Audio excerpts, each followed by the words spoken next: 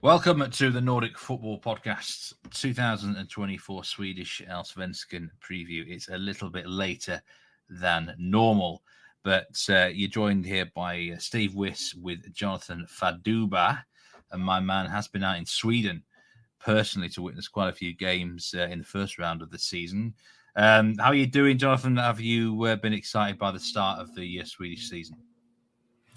Hi, Steve. Hi, everybody. Welcome to the Allsvenskan 2024 season preview, or shall we call it the Allsvenskan show 2024, since the preview has started after the season. Been a few mitigating circumstances around the preview this year. I've been out in Sweden for the first weekend, so that kind of interrupted things, and also one or two little off-field matters that we won't discuss, but glad to be getting into it. Really excited about the Allsvenskan season. For those who follow us on Twitter at Nordic Footpod, you would have seen me out in Gothenburg last week for the opening day, which was fun as always, Steve. Emotional as always. Good to be back to see a lot of great people. Bumped into some old friends, made some new ones. So it was all good. And really excited about the season ahead. I think, obviously, you might have already caught a couple of games if you are into Allsvenskan. But if you haven't, this is the preview show, and we're going to tell you about every single team and give our personal prediction on where everyone's going to finish. Yeah, I've got to say, I'm quite excited about I think the Allsvenskan season is going to be more exciting than the Norwegian season. I think there's more attack-minded teams in the Swedish top flight this year than Norway. I think it's actually also less predictable, which makes it, in its own way, quite exciting. But I have caught quite a few games, and I caught quite a bit of your content out there in Sweden, Jonathan. It's 100th year anniversary, I do believe. Just talking about this off air. So it's a big year for Allsvenskan. It's one of the few, I'm going to call it a mainstream league in Europe. You know, it's not like the Latvian league or something, is it? One of the few leagues left that doesn't have VAR in it, which is, I think, a refreshing change. I was watching a game the other night, and we were with a fellow, and we'd had a bet on the game, and he's like, "There's no VAR in this, is there? Because I think he's offside." And I'm like, "No, you can celebrate that goal." So I do like it for that. But 100 years, Allsvenskan has been going now. Yep, it's the 100th year, Steve. It's a massive celebration, obviously, for Allsvenskan. And there were years before that, but it's the first year. It's the 100th year since the Allsvenskan itself was sort of created. Funnily enough, Steve, can you guess the first ever winner of the Allsvenskan in 1924-25? Yeah, I'm going to go with one of the Gothenburg teams because they've won so many down the years. I'll say Allgright. Nearly, but you're way off. GAIS, back in the Allsvenskan, of course. We'll talk about them later in the show, but they were the first winners of the Allsvenskan in 1924-25. Gothenburg obviously dominated in the early years. And, of course, they haven't dominated it recently, but Allgright actually won the first ever Swedish league in 1896. But the Allsvenskan itself, GAIS, were the first winners. Allgright actually won it the year after. So you are right in that sense, Steve. But no Allgright for a long, long time. But we do have GAIS back, one of the historic clubs. And, of course, Malmö, the current champions from last season. There's a lot to talk about. You know, we've got 16 teams. We're going to preview each of them, give you our analysis. I've been working late into the nights, Steve. Even whilst in Sweden, I found a little bit of time to sort of like get some spreadsheets done. So ready whenever you are. Yes, you certainly have been busy behind the scenes, Jonathan. And you're right. There's some interesting new teams in the league this year. GAIS are back. Stay tuned for our preview on them. A clue, you might have to wait a while, but they will be discussed.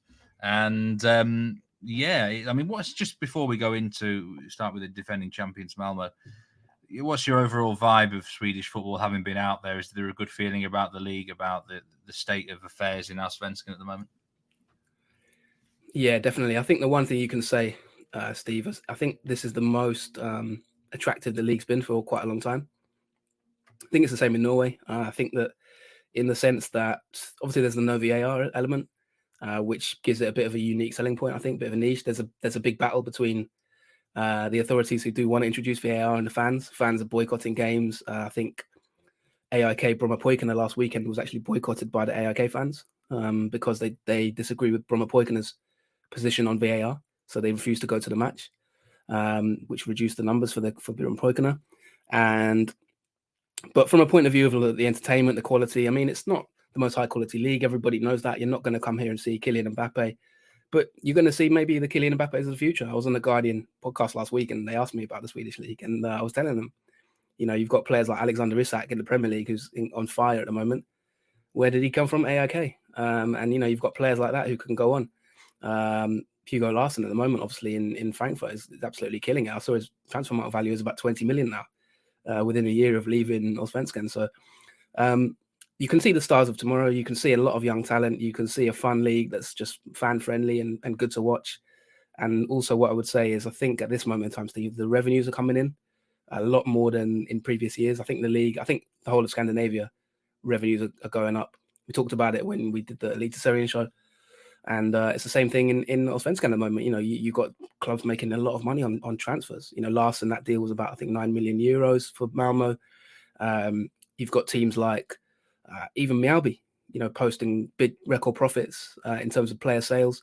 Other clubs are sort of selling players for a lot of money. So the league is generating more revenue, I think, in that sense from transfers, because they're producing better players. And those players, you get to see them whilst they're in the league. Yes, most certainly.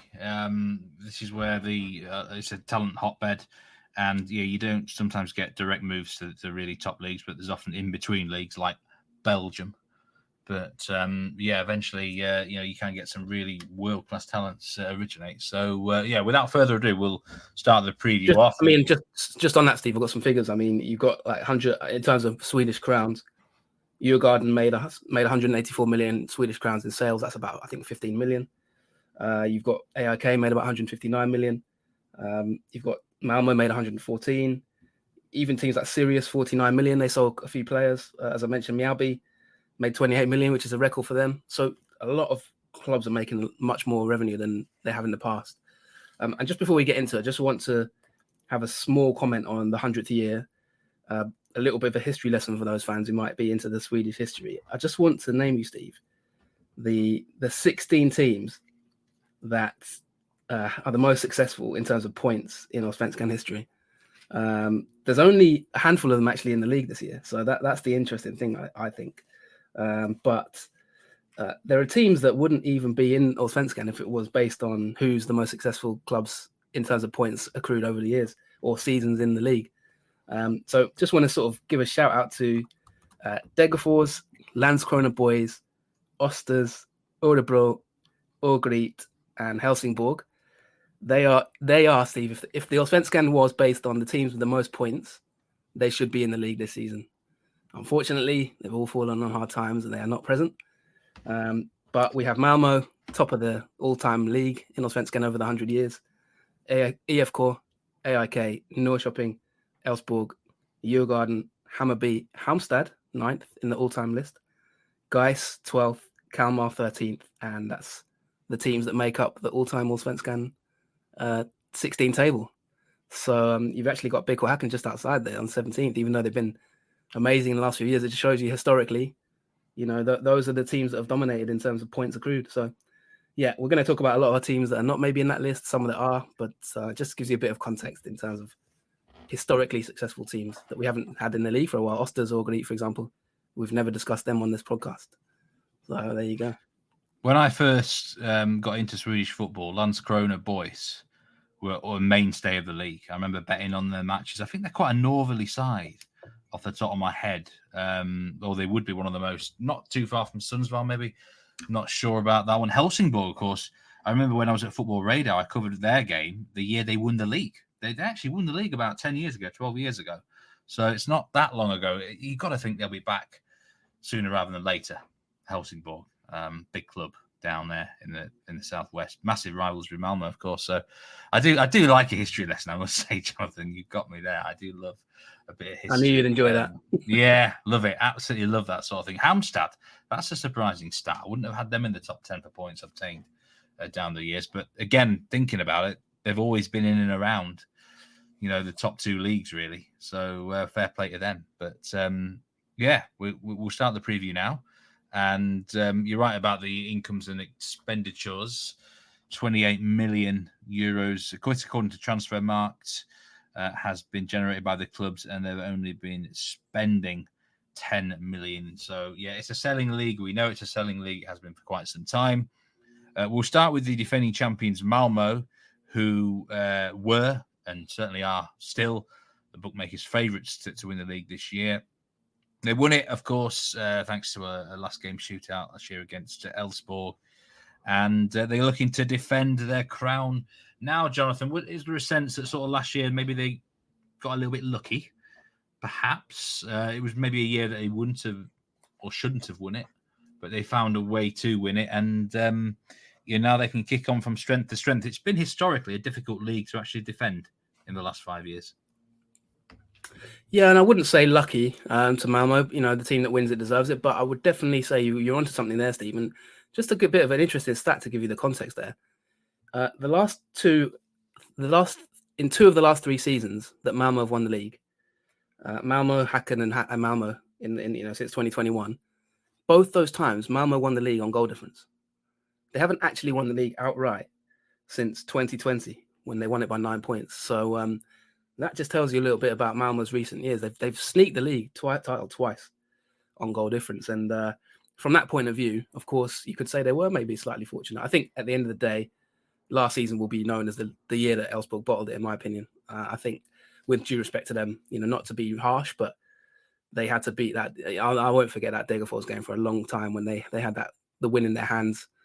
They had a 2v1 at the end to sort of win the title and, just messed it up. And they needed a win in that game. They would have been champions. But they couldn't get it done. Malmö on balance probably were the best team in terms of attacking and, the style of play and things like that. But they had a wobble mid-season and just kind of gave Elfsborg a way in. It's just that they couldn't get over the line, Elfsborg, unfortunately. So I would agree with you to a certain extent. I think those days are over, Steve. I'm going to be totally honest with you. I don't know if you want my prediction or if you just want me to review them. Makers' favourites pre-season, I think I saw odds as short as 1.5, which is pretty short. Is that my question was going to be? Were they deserving favourites for the title this season? I didn't see anyone else predict a different champion apart from Malmö. Yeah, I mean, I'm not going to sort of beat around the bush. I think I've predicted them to win the league by 10 points. I think they'll walk this league this season. Which I've said before. I think I think you said that last season. I thought they would, and that's certainly after the start they had. And I'm feeling the same again this year. And we managed to get Elfsborg out of nowhere. But yeah, I mean, reasons why they should comfortably win the league. Then, Jonathan, what would you say? Yeah, I mean, out of if we're looking at Sports Bladder, out of 20 of their pundits who have predicted the league this season, 19 of them got Malmö to win. Only one has Häcken to win the league, funnily enough, Matthias Carlsen. Malmö, they're just completely stacked. I mean, if you look at the transfers in, if you look at what they've done, the squad is absolutely stacked, in my opinion. I mean, it's almost too big, to be honest. That's maybe a one issue. Is it going to be a bit of a Rydström roulette, like Pep roulette? How's he going to keep all these players happy? Because, I mean, they've got at least 10 good defenders. On their list, on the squad list. They've got about 12 to 15 midfielders, and only a couple of them are from sort of the academy. The squad is absolutely stacked. You've got Lewicki, Peña, Christensen, Lasse Berg Jonsson, Otto Rosengren, Hugo Bolin, Skogmar, Nanasi, Berg, Vecchia, Reeks, a couple of Mubarak Nu is a bit of a youngster. He was loaned to Denmark last season. Taha Ali and Sebastian Jorgensen. So there's only about 2 or 3 players in that list of midfielders that you would say can definitely not start a game. The rest of them are all in contention. And then up front, they've signed Botheim. Obviously, everyone's talking about him. The former, Krasnodar man, went to Salernitana, didn't do that well there, but as free transfer to Malmö, 22 goals, in 46 games for Glimt, alongside Kiese Tellin. So, to be honest, the squad is stacked. The manager is, arguably the best manager in the league. There's been a lot of talk about him in England, Henrik Rydström at the moment. I think, and I said it on the Guardian podcast, I think if Brighton are to get rid of De Zerbi, there's the rumor we were talking about De Zerbi and is he going to talk himself out of the job potentially? I said on the pod that I think that there's a chance Brighton will be looking at Rydström as a replacement for De Zerbi, in my opinion. He's done that well. He's starting to get media in England, in terms of the possessional style he plays, the rotation, how he sort of empowers his players to positionally move around and be free in their movements. This sort of Rydström football that he's kind of created, obviously at first at Kalmar and Sirius and the things he's done. So I just think they're just so comfortably good. The only issue I see, Steve, is maybe if he leaves mid-season. I think that is maybe the one thing that I would say that could stop this. Does he get tempted by a big offer somewhere? Maybe, in the Premier League or Championship or something. But if he stays for the full season, Steve, and just in terms of if he manages to rotate the players correctly, I think that even the transfers have just been really solid, and I think they'll walk the league. He is, I must say, I think he's a really good coach. And one thing they say across all sports in the world is a sign of a very good coach. If you give them a lot of time to work with the players, they're excellent. And I think that's twice now that in the off season they've come out of the traps really strong. I mean, did they win the first 7 last season? I think they came out from the summer break last year and smashed someone. This guy knows what he's doing, and it wouldn't surprise me at all if he's on the radar of some big clubs, and he's got the weapons to work with here. I mean, there's just so much talent. I was going to ask you, name me 2 or 3 key players that are going to storm the league if they do it well, but you could name about 10, couldn't you? Really? Is there any Achilles heel whatsoever in the actual squad building of this team? I don't think there really is an Achilles heel of the squad. I mean, I think that you could maybe say defensively, are they going to keep clean sheets? I'm not sure, just because of the fact that they're quite an entertaining side. They like to go forward, and he does play a high risk game. I mean, last season, for example, there were games where he played sort of 3 defenders and the kind of preferred to have more forward players really, or he played attacking defenders like Busanello, players like that. But I think the balance is a bit more there. I think Striga Larsson is a really, really good signing. I mean, a lot of people in Sweden are really raving about his signing. He can play sort of anywhere really in terms of across the front, across the back 4. Very versatile player, 33 now, but he's had a fantastic career. You've still got people on the bench like Tinner Holm and Martin Olsen, really experienced pros, Moisander, who've been there and done it. Obviously, they've got Pontus Jansson now, who's back, the lifelong Malmö fan. Cornelius, I think, is getting better and better.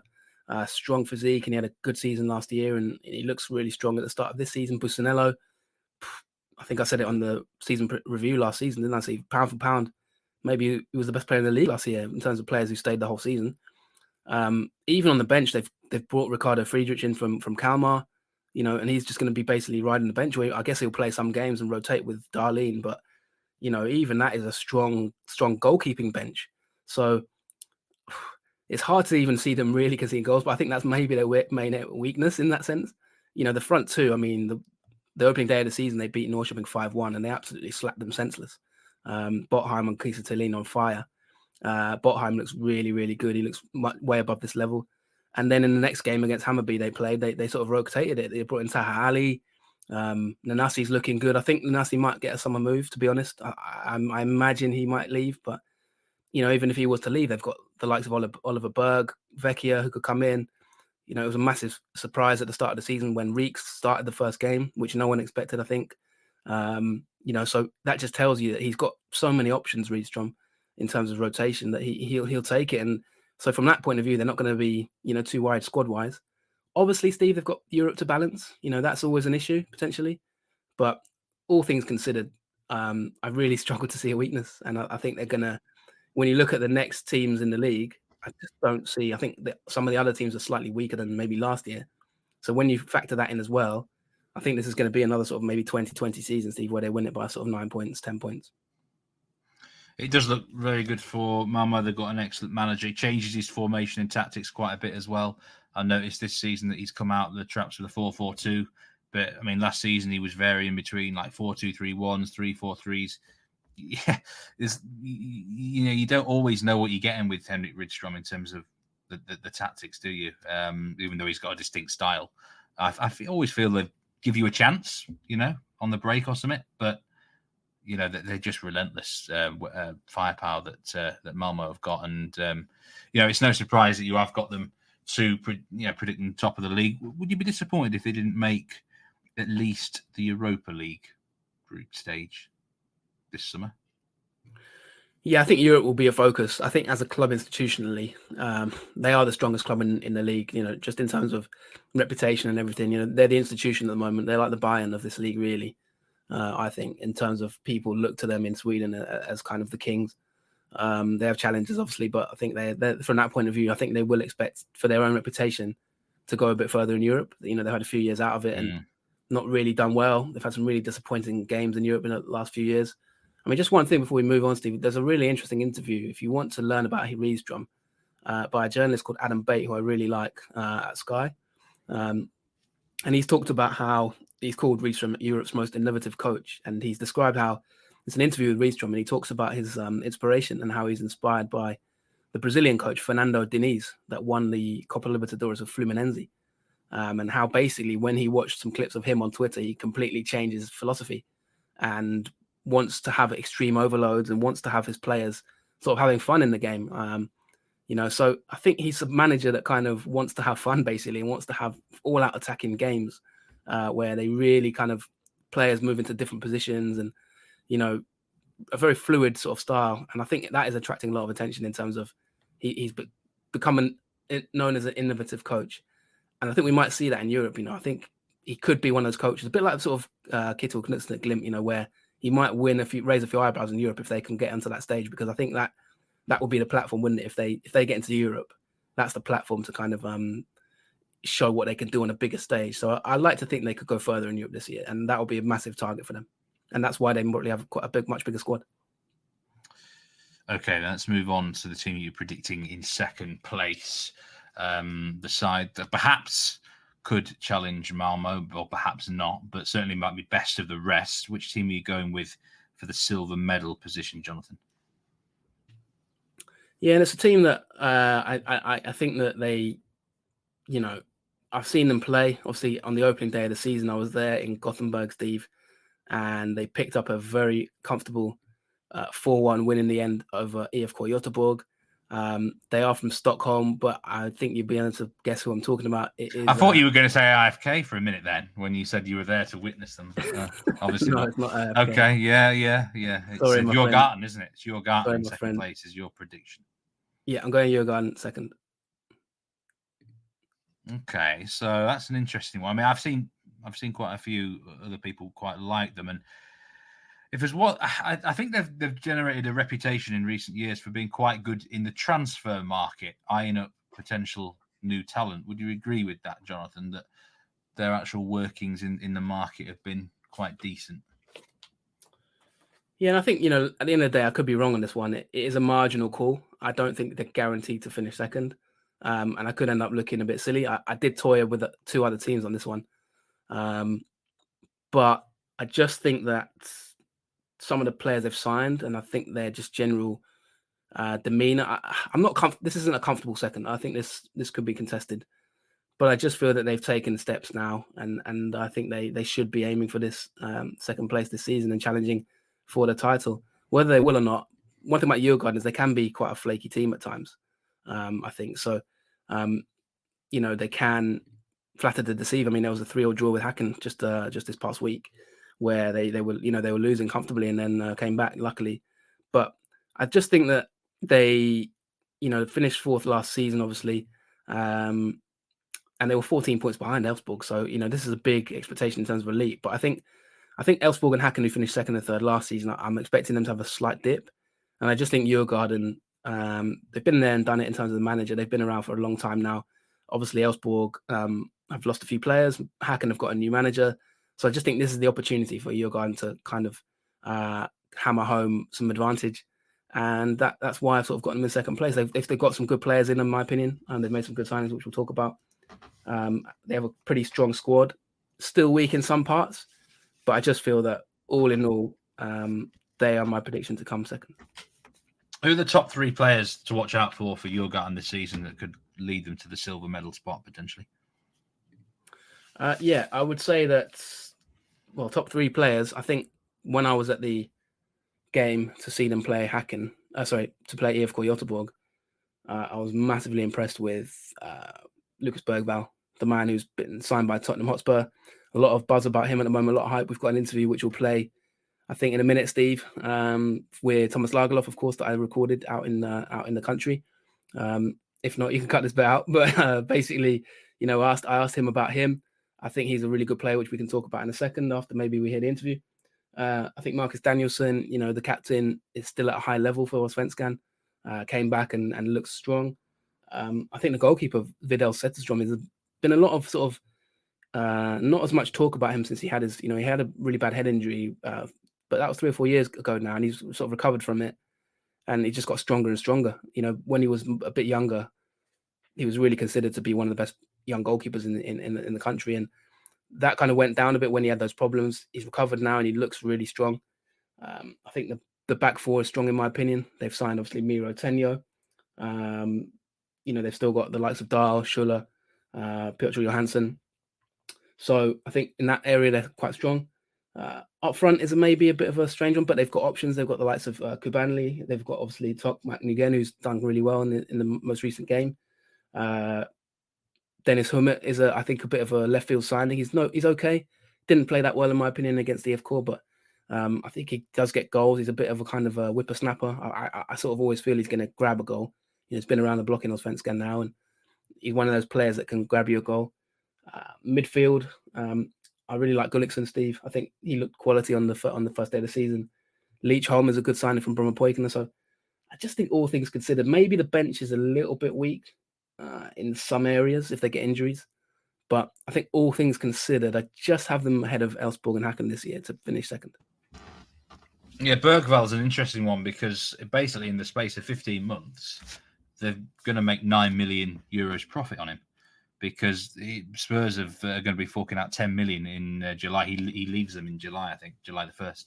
So, that's if they keep doing deals like that and identifying younger talent and then selling them off for big fees, then that's the sign of progress for a club that can perhaps, eventually match the likes of Malmö for like budget and things like that. These things take time, and it reminds me a little bit of Glimt as a conveyor belt of talent, perhaps in Norway. There, Gullikson is a good signing. I think a little bit surprised Glimt let him go, but they did get nearly 2 million for him, and I don't think quite fitted how Glimt wanted them in the system, but he's a very good player.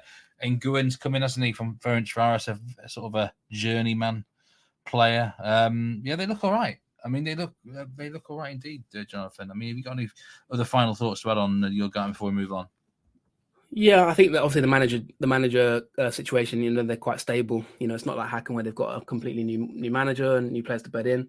I think that, of course, as I say, I think Bergvall, as we'll hear in the interview, he's strengthened up, he's toughened up. As you'll hear from Thomas Lagerlof that I interviewed, he talks about how I thought he looks much stronger, Steve. He looks. I watched him play a year ago at Djurgården against Häcken when I was in Gothenburg last year, and he looked really lightweight. It really looks like he's been in the gym, and it was interesting to hear Thomas Lagerlof confirm that he has been working out and he's put on about 7-8 kilos, as he confirmed in the interview with myself in the post-match press conference. So, yeah, I think Bergvall looks really good to me. I think that obviously that strengthens them. I think Leach Holm, there's a good blend in midfield. Schuller got an injury, which is a big shame, but I think that all things considered, they're good at home as well. They're one of those teams as well, Steve. I always think they get a decision every now and then. I feel like they're a team that I remember they left Anders Torstensen last season furious in a game against Mjällby, who we'll talk about later. But of course, I just feel that they're a bit kind of maybe institutionally bigger than Häcken at times. And in terms of Elfsborg, I'm not sure they're going to recover to finish second this year. We'll see.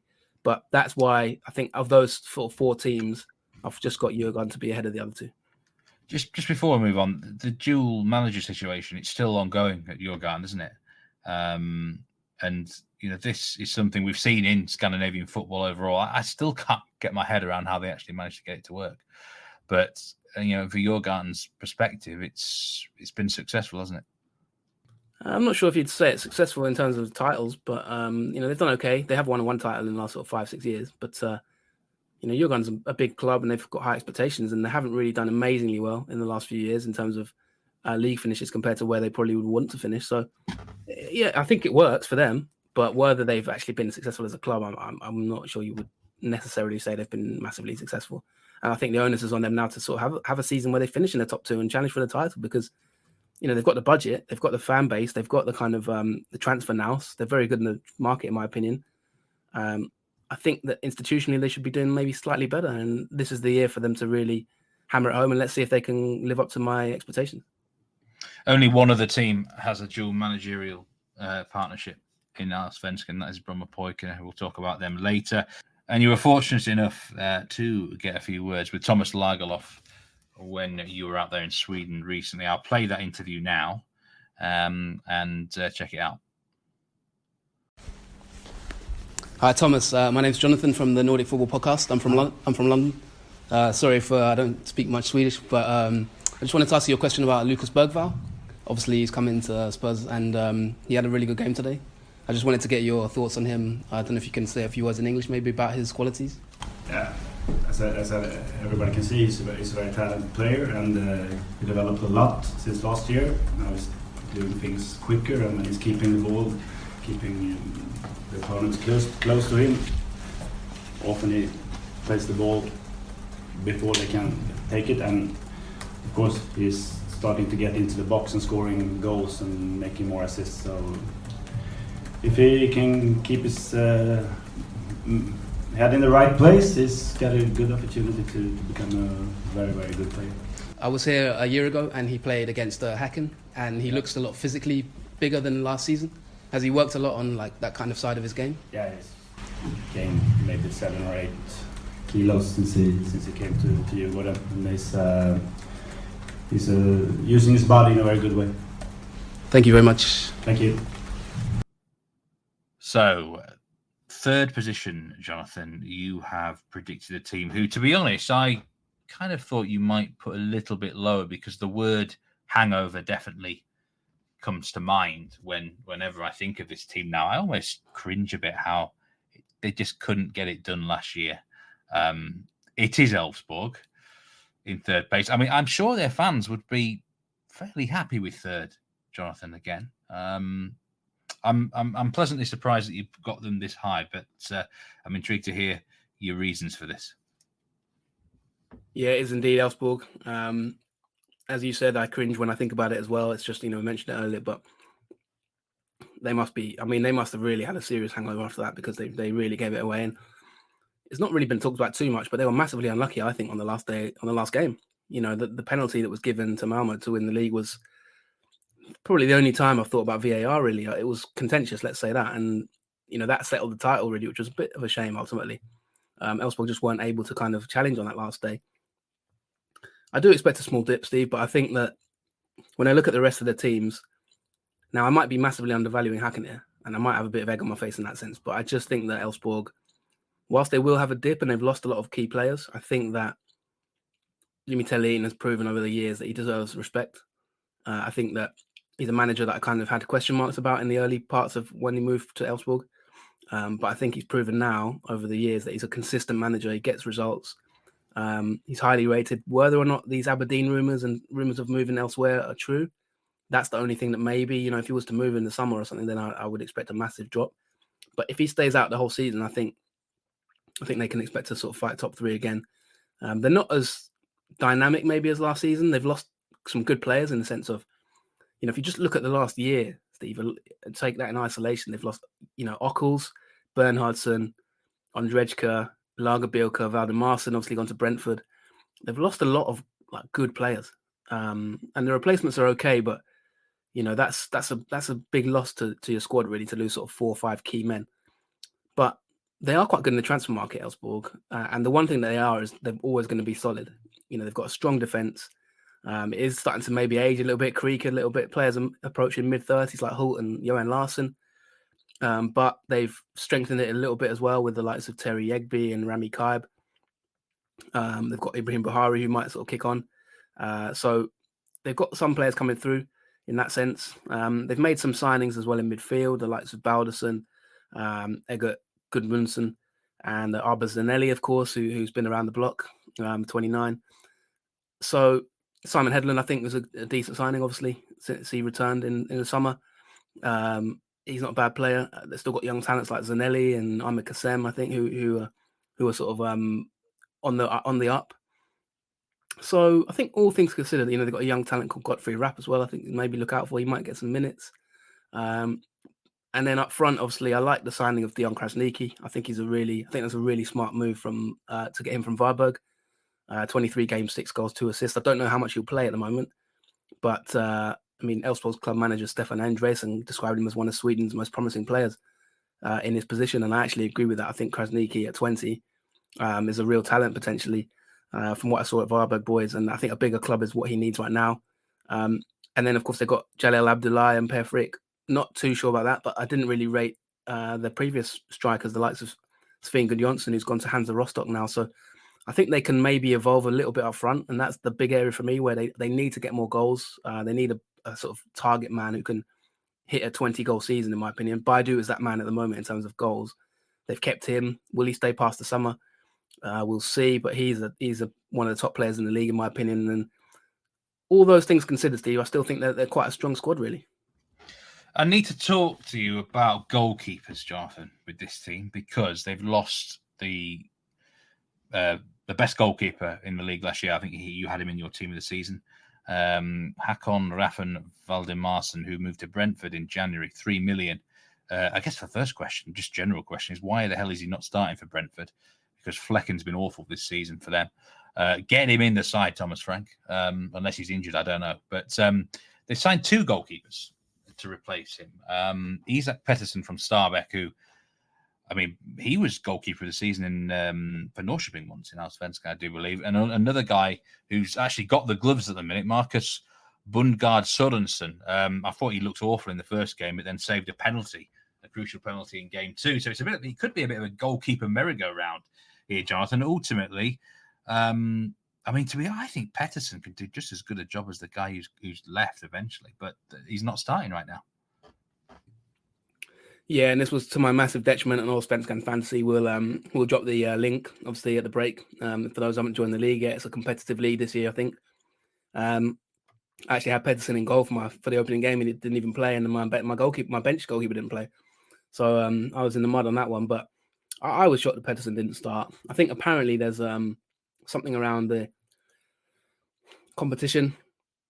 Telling actually come out and said we're going to rotate goalkeepers, and he's kind of been pretty vocal and said, listen, Bundgaard's come in and done well. I think Pettersson was expected to be number 1, and I think Pettersson wasn't happy, but he gave an interview where he was pretty magnanimous, to be fair. He was like, listen, he said, an interesting quote I liked, he said, it takes more than that to get in my head, which I quite enjoyed, to be honest. Kind of saying basically he's able to block these things out and he didn't take it to heart and that kind of thing.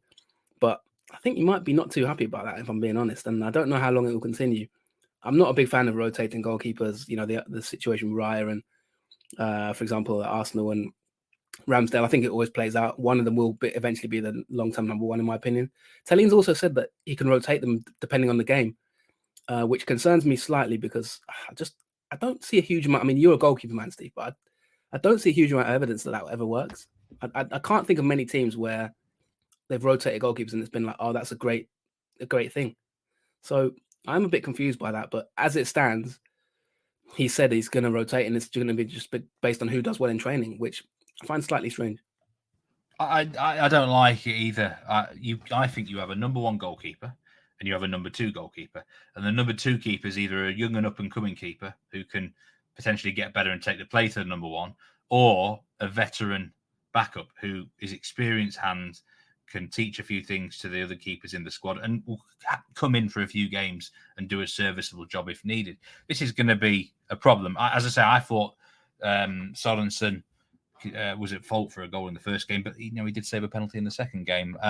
So one other transfer before we move on, Abazanelli had a spell in France, did his ACL, and I think he could have become a really good player if he hadn't have had this injury. He looked sharp to start the season. He could be one of the best signings of the season, perhaps. Yeah, I agree with you. I think he's there's a few players from Ligue 1 actually, which we'll talk about in I think a lot of part 2. There's a few players that popped up, Steve, that gave me a few, a bit of reminiscing on the old French football analyst days that me and you used to share where we met. But yeah, I think he's a good talent. I like him. But as you said, it's kind of injuries, and can he get back to his full level? Will he start many games? I don't know, to be honest. He's had spells in France and the Netherlands. He scored goals at this level before. He can play as a left mid or right mid, play as a winger. So, I think it's an interesting signing. I like Goodmanson as well. I think he got 20 goals in 74 games for Starnan in Iceland. And Balderson, a lot of people are talking about him. Half-season loan from Bologna, Icelandic international. So in that midfield sort of area, and Hedlund, I think, is a bit of an underrated one as well. I think there's expectations on his shoulders. A bit of a veteran, but I think there's some high expectations on him. So, yeah, I would agree with you that Zanelli has real potential there if he can kind of get back to his old form, especially in Allsvenskan where the level's not as high. I say definitely France anyway. I'd say in terms of physicality. So, yeah, I think just to leave it on one thing, Steve, I would say Jalal Abdullahi. There's a big expectation on him this season up front. I think Per Frick was another one I had in my fantasy team, and he didn't even play because he got injured, but I think Abdullah is going to need to bang in some goals, really, or Krasniki if he gets a chance, because I still think up front is where they lost the title last season, really, in my opinion. If they'd had a few more goals in certain games, they'd have won the league if they were a bit more clinical. And I just think that they're going to need to sort of be a bit sharper in those areas this season, because I expect them to probably concede slightly more goals than last year, just with the slightly new defence. You have got a team from Gothenburg predicted in 4th place, Jonathan, but which one? Well, I think IFK fans, maybe like yourself, won't be too happy, but it's Häcken. Obviously, there's 3 teams in Gothenburg this year, but I've gone for Häcken. Last season, I think I predicted them in a similar sort of area. The media's predicted them to finish 3rd. By the way, media's predicted them. We're taking Malin Wahlberg's predictions from Aftonbladet Sportbladet. She's got Elfsborg in 5th, and she's got Djurgården in 2nd, then she's got Häcken 3rd. I'm going Häcken in 4th. It might be recency bias, Steve, but I didn't like what I saw in that opening game of the season against Mjällby. I was there at Bravida Arena. It was great to be back, catch up with some old people that I met. Häcken's always a welcoming club. Really like the vibe at Häcken. They're such a nice, sort of welcoming football team. It's a nice vibe, family club, and I really like everything they do, to be honest. So shout out to Häcken's hospitality. But I'll be honest with you, Steve, I didn't enjoy what I witnessed from them. It was a tactical, you could say, masterclass from Anders Torstensson, who we'll talk about later. But I also thought Häcken just looked very below par compared to recent years. Almost alarmingly so, Steve, to the point that I did put them in 4th. Lost a few key players. I know you're going to ask me, obviously, reasons why. But they've lost some key players that I think they're going to struggle to replace. They've got some new signings that I think will need time to gel. They've got a new manager, of course, that I think was going to need time as well. So all things considered, Steve, I don't expect the kind of killer bees of Häcken in past years. I don't expect the title challenge, to be honest. So I think 4th is where I've gotten. Yeah, there's obviously big news with the change of manager. Hogmo moved out to Japan, of all places, which is a bit of a bizarre move, but replacing Paco Johansson, former Odd manager, who I think he's going to need some time, because he's quite a technical coach who he's not just going to walk in the door and everyone's going to play suddenly to his system. He's going to need probably half a year. And I think I agree with everything you say there, that there's going to be teething problems. In the first sort of 10 games, there'll be some good matches and there'll be some bad matches for them. I mean, they've just blown a 3-0 lead with 1 minute left, which is unbelievable. I mean, that could be a setback. But, yeah, the manager is quite a technical manager from what I've seen of him in Norway, and eventually he might get them playing some good football. But let's be brutally honest. I mean, Häcken had an unbelievable title-winning season. They've kind of overachieved a bit in recent years, so sort of 4th place might be more their level now, realistically. And we can't expect miracles from them. Again, of the new signings, who catches your eye the most? Yeah, I mean, when you look at it, Steve, I agree with a lot of what you said there. And I think you'll know more about Johansson in terms of he's been in Norway, hasn't he, than me. But I think their big focus this year, Steve, is to get into that all-time table that I mentioned at the start of the show. You know, can they get into the top 16 teams? They're 17th at the moment. They're 28 points behind Degerfors. So I imagine that this season they should enter the all-time top 16 points total. That's a good achievement, I think, for a team. It's like kicking a dog while it's down. Degerfors can't respond, but yeah, okay. Not at all, because they've only had 23 seasons in Allsvenskan, Steve, in 100 years, Häcken. So, to be honest, their points total is incredible. Yeah, they've been the lowest. They've played the lowest amount of seasons. So that is a massive achievement, I think, if they can get in there. ahead of some other big clubs who have been there for much longer. So I think that's priority number one. If they can get into Europe again, that would be amazing. But to answer your question, I think obviously they've got a completely new defence. They've got a new goalkeeper, which I think will take time to settle. The midfield, in my opinion, is aging slightly. They've lost key players like Gustafsson as well, who's also gone to Japan, one of the Gustafsson twins. So that's a massive blow because I think, they've previously had probably the best midfield in the league. So, they're lacking, obviously, Samuel, who's gone to, for a decent fee. And, of course, Simon is still there. He played in a sort of defensive midfield role in the game I saw against Mjällby. Rigard is 33 now, of course, and I thought that he didn't really get into good positions. I think Aman Romeo is still a top talent. I think he will maybe get a big move as well. He's only 21, and I really like him. I think he's improving all the time. One of the things that does sort of maybe slightly worry me, Steve, is they've brought back a lot of players who've had big moves but that haven't worked out, like Ishak Abdul Razak, who went to Anderlecht and then from Norrköping and came back. Chilufya as well, who's sort of come back from spells abroad in Denmark. He's on loan. I thought Chilufya looked really average against Mjällby. Very lumbering. I don't know if he was coming back from an injury or something or just rusty, but he didn't look sharp to me compared to sort of the likes of Sadiq and Benny Traore that we've got to know. Up front, Hurstich, I'm still not convinced about. I think Layuni is a good forward player, but have they got enough goals in that forward line? I'm not sure. They've brought in a lad from GAIS called Julius Lindberg. He got 28 goals in 120 games. He's gone on a free transfer. I thought he was really poor against Mjällby. Did very little. So I know that there's a lot of talk about him being really good, but I didn't see it in that game. So a bit to prove there. They have got a lad that I'm interested in called Zadan Inusa, a 21-year-old who we've got our 10 to watches coming out as well, Steve. So keep an eye out for that. But I think he's a candidate. Let's put it that way. He's definitely on my shortlist. Signed for 1.1 million, a record fee, Steve, between Allsvenskan clubs. All-time record fee from Brommapojkarna to Häcken. Häcken are splashing the cash, Steve, because they've made so much money on player sales in the last year. I mean, Lars Olden Larsen, obviously, he left. I mean, that was slightly different because of the Russian situation. But, Sadiq, they got ridiculous amount of money for him for Sweden level. Benny Traore, they got a good sort of, 4 million, I think it was, to Sheffield United. He's now in France, I think, at Nantes on loan. They've made a lot of money in recent years, Steve, and I think they've splashed out on Inusa as one that I think they've got high hopes for. So there's a lot of new players as well. There's the likes of Severin Newell, Jeremy Agbonifo they've got as well. So in defence, Steve, I mentioned they've got a completely new defence. Marius Loda, he's 3-time title winner with Glimt, obviously 450k. Jacob Barrett Larsen, he's been a dense, experienced left back. Lindahl's come in on loan from Kalmar. Lundqvist as well. Zesevic is someone that apparently is meant to be very highly rated from Serbia, and Club Vozdavac signed for another €1 million. So he's a young player though, and I think he might take time to settle in. So yeah, completely new team really, almost, Steve. Andreas Linder as well in goal. He's been at Greuther Fürth. Well, there's a theme to these signings. I think I know quite a lot of them, and they're all good on the ball. They're all technical players, and this is the manager already trying to imprint his ideas onto the club. I think they're a massive team to watch for 2025. If things go well with the manager and he leads them to a decent season, I think next year they could really come into their own. But there will be teething issues, and you want to get rid of some players as well during the campaign who don't fit his system. We don't know. I mean, yet. Do you rate the manager from what you know about him in Norway? I do. Yeah, I do rate him. I really like what I saw at Odd.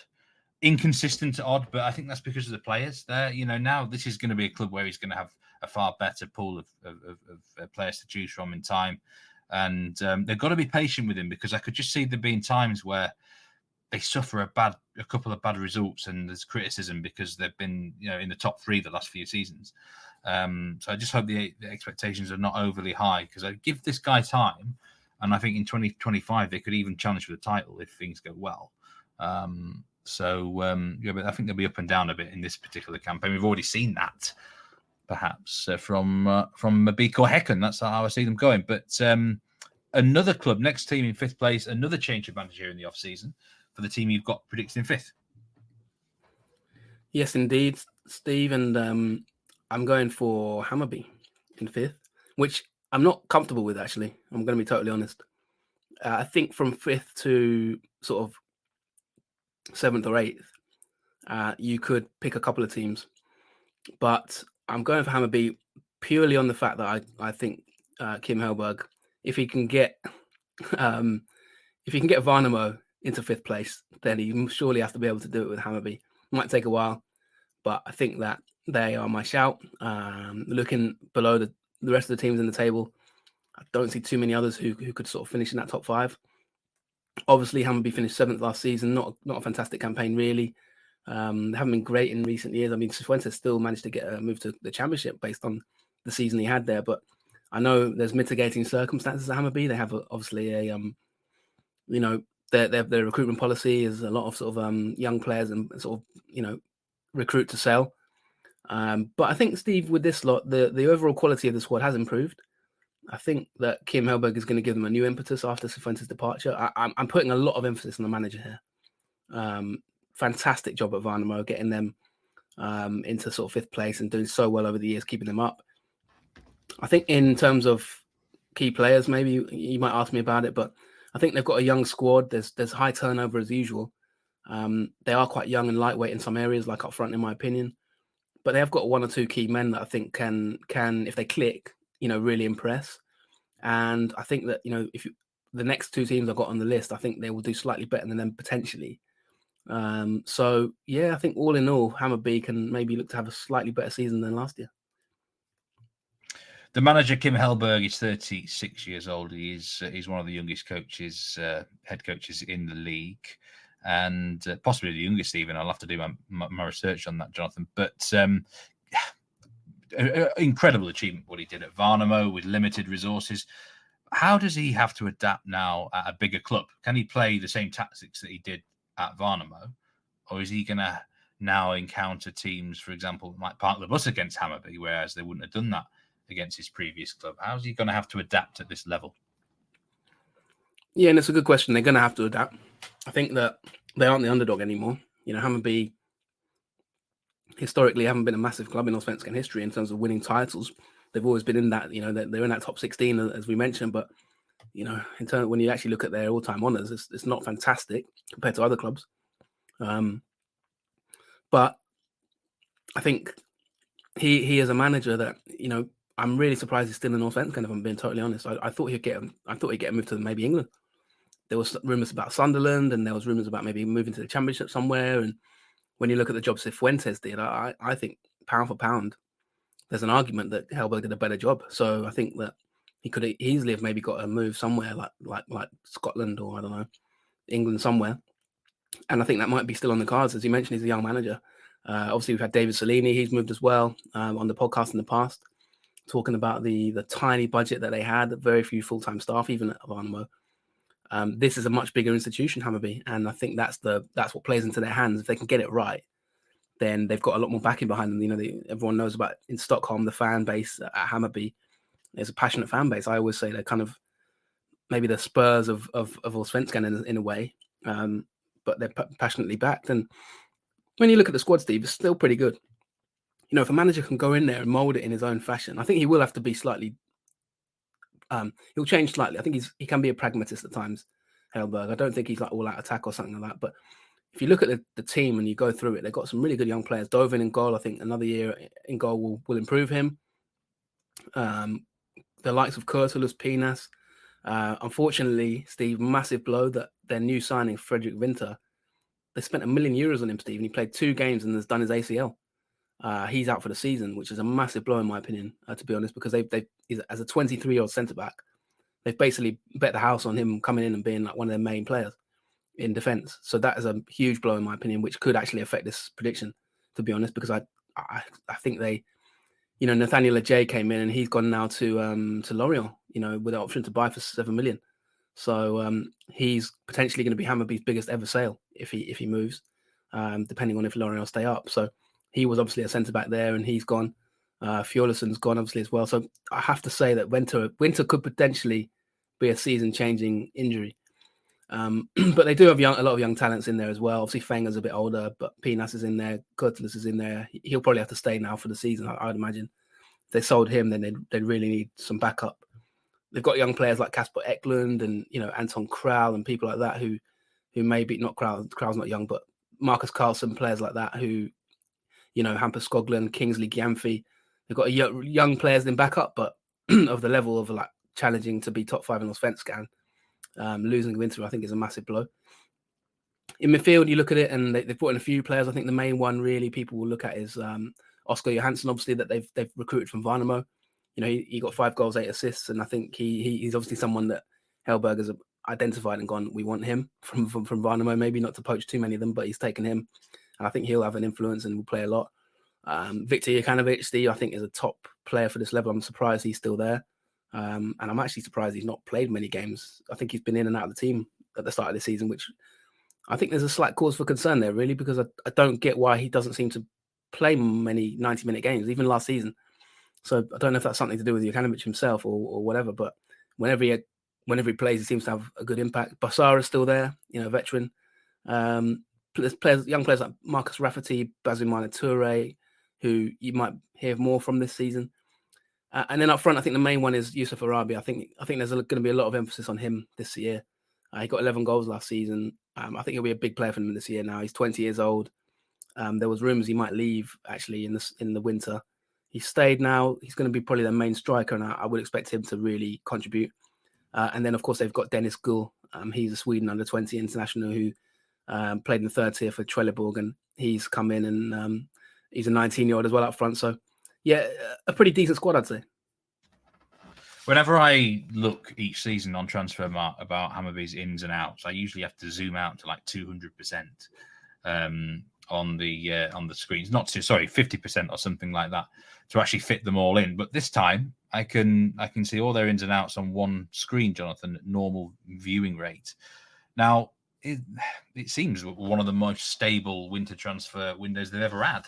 I mean, it's ridiculous down the years. Is this maybe a sign of the times? Is this the new manager doesn't strike to me like he's going to want this ridiculous turnover of players that's happened in the last few seasons? Is it important that they become more stable in that department? And is that the only way they can really sort of progress into trying to win something and get top 3, top 4?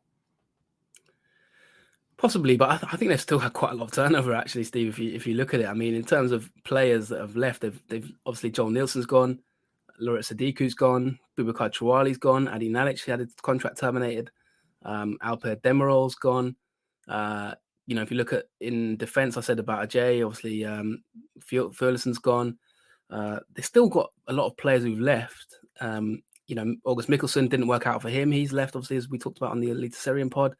So there's still a lot of turnover, in my opinion, but I think it's more the fact that they haven't recruited so many. But I think one of the reasons for this, Steve, is that they've got that Hammarby sort of 3rd tier side now, Hammarby TFF, where they sort of bring in these young players and loan them to that 3rd tier and then bring them back. So I think from that point of view, I mean, you've still got players like I mentioned, Wilgot Marchag and Marcus Rafferty and, Dennis Kollander, who's in there, and Montada Majed, who didn't have a massive impact as I expected last year, but he could still have an impact this year. Frederick Hammer's in there. You're right in the sense, they haven't been massively active in terms of actual transfers in, but they've brought a lot of those players back from loan, if that makes sense. And I think that's one of the things, that they might try and do a bit more of, if you get what I mean. And I think there's players like Marcus Carlson and maybe Hampus Skoglund that might get more minutes that are from the academy and that make up the first team squad now. That might be the slight key difference. Bazumana Toure is someone who's come in and they rate him as highly. Maybe he'll be the next one that they kind of look to try and bring in and sell. An 18-year-old from ASEC Mimosas signed for 500k. He's not actually got a work permit yet, but once he gets, I think, work permit and everything, I think there's high hopes for him. But yeah, I would agree with you that they haven't been maybe the Hammarby we've seen in past years where it's just a ridiculous amount of ins and outs. But that probably suits Hellberg, to be honest. I think the club needs a stable base. They just need to sort of like chill for a bit on the transfer front and just mold a squad. And if they really want to challenge, as I keep saying year in, year out, they need a settled squad that they can build for 2-3 seasons. As you just mentioned, they were Häcken. They need that, really, and they've lacked that for a long time. Yeah, you've got them in 5th place. Now, You have got a team in 6th place who we're going to talk about soon, but I'm just going to pull rank a little bit on this show and move to the 7th place team that you got predicted, because they kind of ties in with Hammarby, a team that have won the Allsvenskan crown whilst we have started doing Nordic football podcasts in 2018. Tend to win the title once every 10 years. We're not quite at that level yet with AIK, Jonathan. 7th place would represent an improvement on last year, although I don't know if fans would be happy with 7th. But AIK, how are they looking heading into 2024 for you? Well, the funny thing is, Steve, I had to actually double check who I predicted in those two places, because I made a last minute change. I swapped two teams, and we won't mention the team that I put above them, I guess. Maybe you're trying to be dramatic there with effect, but yeah, I've got AIK in that position in 7th. I think that they were 11th last season and nearly had a relegation struggle. Henningberg came in. AIK, they're a funny club. I mean, they're a massive club, as you mentioned. Historically, one of the biggest in the league in the 100 years or whatever in terms of league, the table and everything. Titles won. They're a powerhouse, really, but I'm just a bit underwhelmed, if I'm honest. Some okay players signed, but I don't see anything amazing. I think they're expected to improve under Berg. Henningberg, obviously, first full season there, but he came in, middle of last season. I didn't see a huge amount of positive changes. It was sort of incremental gains rather than a revolution. And so I'm just not massively enthused, Steve. I could have even put them lower, I think, to be honest. I'm not convinced that they're going to challenge. So that is where I've got them. I think when you look at it, I mean, the media's predicting them 4th, which I just think that's optimistic. That feels too high, doesn't it? I've got to be honest. I've seen a bit of them so far this season, and 4th. Wow. I just think it's too optimistic. I think that they're not the AIK of old, to be honest, and I think they're probably going to need another year maybe to get back to that. If we look at just specifically at sort of transfers and things like that, they've lost Otieno, obviously, which I found really interesting. He'd gone to Poland. I think maybe they sold him a year too late. I think there was so much interest in him at a certain point, but maybe they held on to him a bit too long. In terms of replacements, they brought in Benjamin Tiedemann. He's more of a centre-back from Molde, as you will know. But they've got the likes of Axel Björnström, who can come in at left-back, and Mads Chosen, who came in last season. He can play maybe as a right-back. They've got some young players like Collins Sichenj in the squad now, but Papagiopoulos, Milosevic are still there. Ahmed Fakwa and others like that as well and make up the sort of defensive unit. In terms of signing, Steve Martin Ellingson is another one you'll know, title winner in Norway from Molde. They brought in Ismaila Koulibaly from Beerschot, 44 games, 5 goals. He's on a half-season loan from Sheffield United, actually. He's also been at Salzburg. Eskil Ed from Lillestrøm. So there's a lot of Norwegian market, Steve, so you might have to comment on some of these players. 450k there, 82 games for them. Dino Basirovic has come in. He's played in Hungary and Bosnia mainly, joins on a free. 30-year-old sort of midfielder. Aaron Stock Riedel, signed from Nordsjælland's youth teams. He's 17 years old. And then sort of up front, they've bought a young lad, but obviously they signed Pittas, was the main one last season, and Guidetti's a year older. The big one in terms of outgoing, Steve, is a player we didn't really get to see much of, which I'm very disappointed about. Jonah Kusi Asare has gone to Bayern Munich for 4.5 million euros. Very much a kind of maybe Isak type striker who he had some games in Allsvenskan last year, but I'd like to have seen him for a full season, really. It's a shame. But yeah, I'm just not massively inspired by this AIK squad. Seletros is a good player. I think they've still got some good players. Rui Modesto, I think, is top. Bersant Selina, ex-Man City, he should go well. Taha Ayari, is a player that has potential, but yeah, I just don't see anything to challenge really the sort of top 3. I don't know what you think about some of the new signings, Steve, from Molde, etc. Yeah, I kind of want to talk a bit about Henningberg, actually, because obviously as a player, you got to respect his career. I think he won the treble with Man United, distinguished man down the 100 caps for Norway. And you look at the squad, and I just talked about Paco Johansson's signings at Häcken. You can tell already the manager's imprints there. And with Berg, there's a lot more physical players, big players, strong players. And I think the squad is generally quite a brute squad. But I've watched the first couple of games for AIK, and I think he's actually been outcoached a little bit tactically by his counterparts. And I think Berg will be a really good motivational manager. I think he'll be really good probably with the players. But does he lack a little bit in terms of the tactical side at times. Not even tactical. I don't know. Modern. He's 54, which is not that old in manager terms, but there's some really good young and up and coming snapping managers at the heels. And I just wonder if he's the dynamic boss that they need. Maybe he suits IFK. I don't know what your feelings. Does he suit that club? They're a big club, big fan base who maybe need a big character. Yeah, I just look at them as like, they wear similar colours, but I just think they're the antithesis of Beko Häcken. Häcken are dynamic, they're attacking, they're aggressive, they get in your face, or traditionally anyway, over the last sort of year, 2 years. I just think AIK, the opposite, they're slow, they're ponderous, I think at times. In games, they don't blow teams away. I think, obviously the AIK of old was that sort of defensive unit and rigid 1-0 to the AIK, if you know what I mean. But I don't even see that. I think they can see goals. They're not especially great from set pieces anymore. I think they were kind of lucky not to get sucked into that relegation battle. They picked up a few wins, but wasn't really anything like where you thought, wow, they've really turned this around under Berg. You're right to identify the fact they're a bit more physical, Steve. I think that's a good point. But I think they've also lost a bit of pace in that sense. So, the likes of Tichosen is not as dynamic as sort of like an Otieno who could fly forward. Modesto's playing in midfield this season, which, he was playing as a right back last year. So they've lost that probably pace there in that area as well. The strikers aren't really necessarily that pacey. So they're sort of a solid unit, aren't they? But they're not really that massively inspiring. And I think that, as you say, tactically, it's hard to really judge Berg in that sense. He's been successful in other countries, but I just don't think that they are dynamic enough really in the modern game, like you say, to really challenge at the top. And they also just don't have any sort of talisman, in my opinion. They don't have anyone that you look at and go, apart from Selectros, maybe you could say he's a top player at that level. There's no one really I look at and go, yeah, get him on the ball. Like, I want to watch him play. They're just a bit of a solid team. So I would agree with you there. And I think 7th is a justified position. You can win football games in different ways. And to be fair to Berg, the last 2 clubs he's at were in Cyprus. He averaged 1.8 points per game and 1.88 points per game. And so far at AIK, he averages 1.77 points per game. Pretty damn good, actually. So, but I am keeping my eye out in terms of, you've got to evolve. And I think Berg might have to evolve a little bit as well, certainly in the current Allsvenskan climate. So I think that's a really interesting one. I'm with you. There's been so many ins and outs.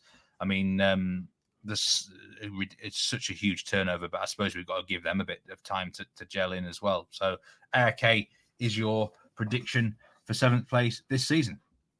So there is a team that you have predicted sandwiched in between the 2 Stockholm clubs, Hammarby and AIK. And, I think it's fair to say they have been one of the more favourite sides of this podcast in recent years. I mean, I've got to be honest, I totally respect this club, but I'm not even sure even I would perhaps have them finishing as high as this. So, but I certainly don't begrudge you the prediction, Jonathan. Who have you got in 6th place?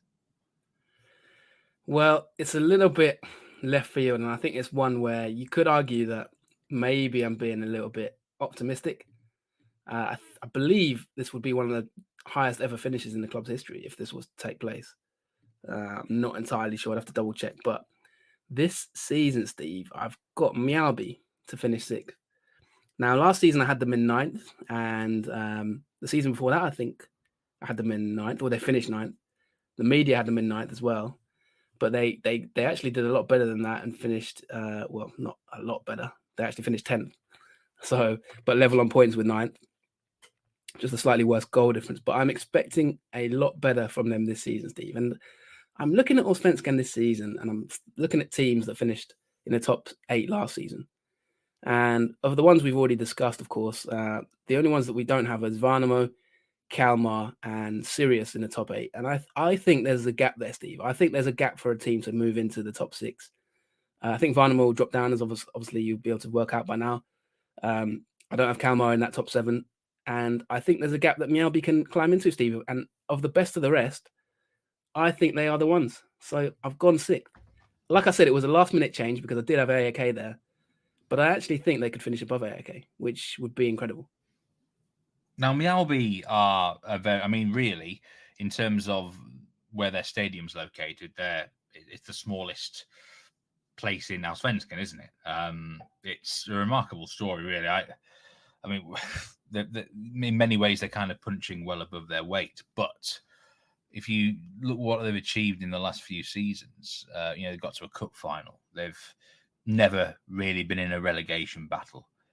They're well coached. They've had good dealings in the transfer market. They've almost become they're a side that I don't think anyone would enjoy facing, either home or away.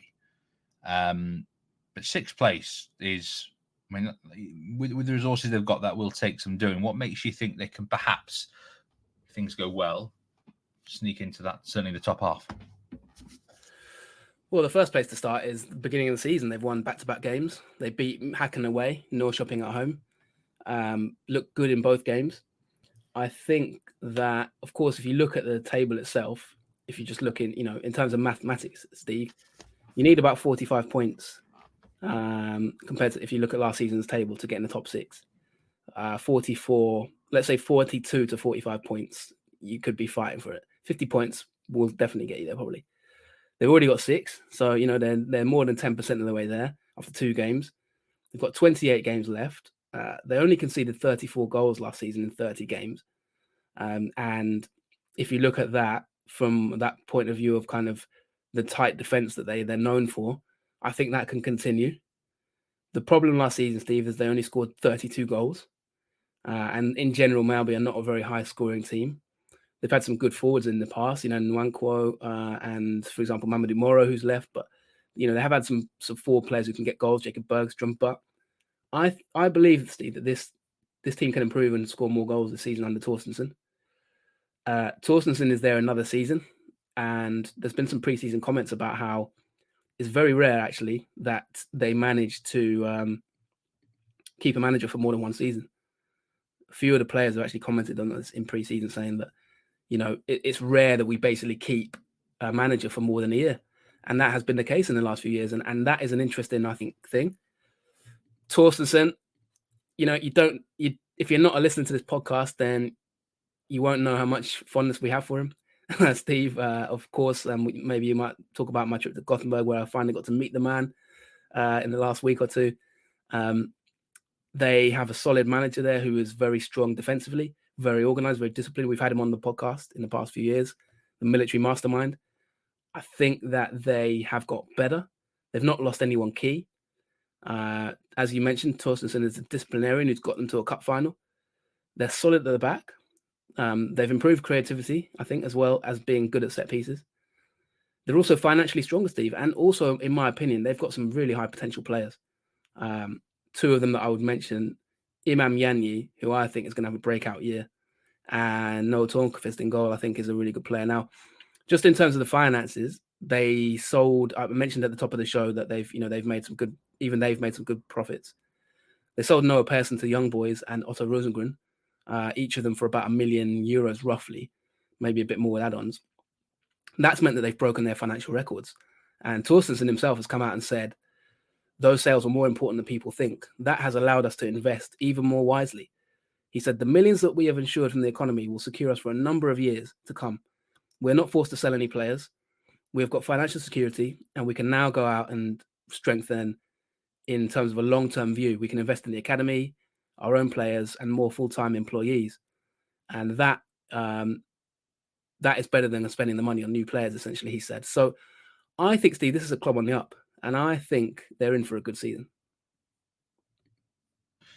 Yeah, there's a lot of positive aspects with Mjällby for sure. But there's no doubt we really do have to focus on the manager. And it was interesting that you were talking what I'd call cold, hard facts there, digging in the numbers, stuff like that, because this manager would approve of such things.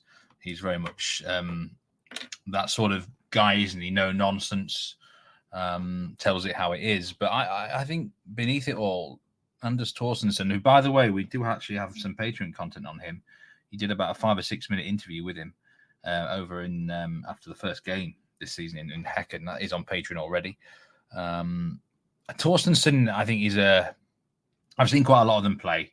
I believe he's a really excellent tactical manager and known perhaps for defensive play, but it's certainly nothing like parking the bus, is it, Jonathan? Because they've always got options, it feels like, in different areas of the field. It's just there's loads of different plans that he has. He did the double over Malmö last season.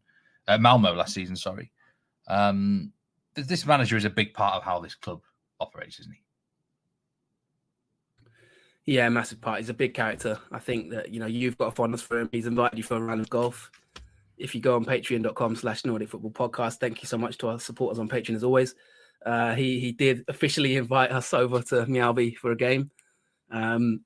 He loves the pod. We love him. And I'm not just basing it on that. I think they, like you said, I think they've been shrewd. They are solid. And I think Allsvenskan, a lot of my table this season, Steve, I've looked at teams. When I can't decide, I've gone defense over attack. So there's a lot of positions where you'll look at the table where if there's two teams I'm not sure about, I go defense first, because I think the defense is they're a bit more reliable. So I think they are a reliable side, Mjällby. There will be games they don't concede. There'll be games they eke out 1-0. Even teams like Malmö, like you just mentioned there, they can go there and maybe get something. Häcken, I actually thought they outplayed Häcken. Häcken were good in possession, but I thought in transition, set pieces, just in overall phases of play, I thought Häcken, I thought Mjällby dominated the game, in fact, and I thought they deserved the win. Maybe a draw would have, Häcken might have been lucky to get a draw, but I didn't come away from it thinking, it was a smash and grab, definite, like they should have lost type thing. If we look at the team, Alexander Johansson up front is a player who can get goals, I think. So they've got a few more goals there. Jacob Bergstrom's back. He's a big unit. They've got a young Gambian called Abdoulaye Mane, who is meant to be quite highly rated at Mjällby. Let's see if he gets any minutes. He's meant to have a good pressing game, good knowledge of the reverse game as well, and someone who's got high speed, 19-year-old. So keep an eye out for him. And Wanko is still there, of course. He's gone off the radar a little bit over the last year or so, but he was really good a few seasons ago. As I mentioned, I think Yanni is. If I could have him in my 10 to watch again, I would. I think he'll be one of the breakout stars of this season. Actually, he was exceptional when he came on against Häcken, changed the game, and I think they've got a top talent there. Obviously, don't forget he was at Everton at one point.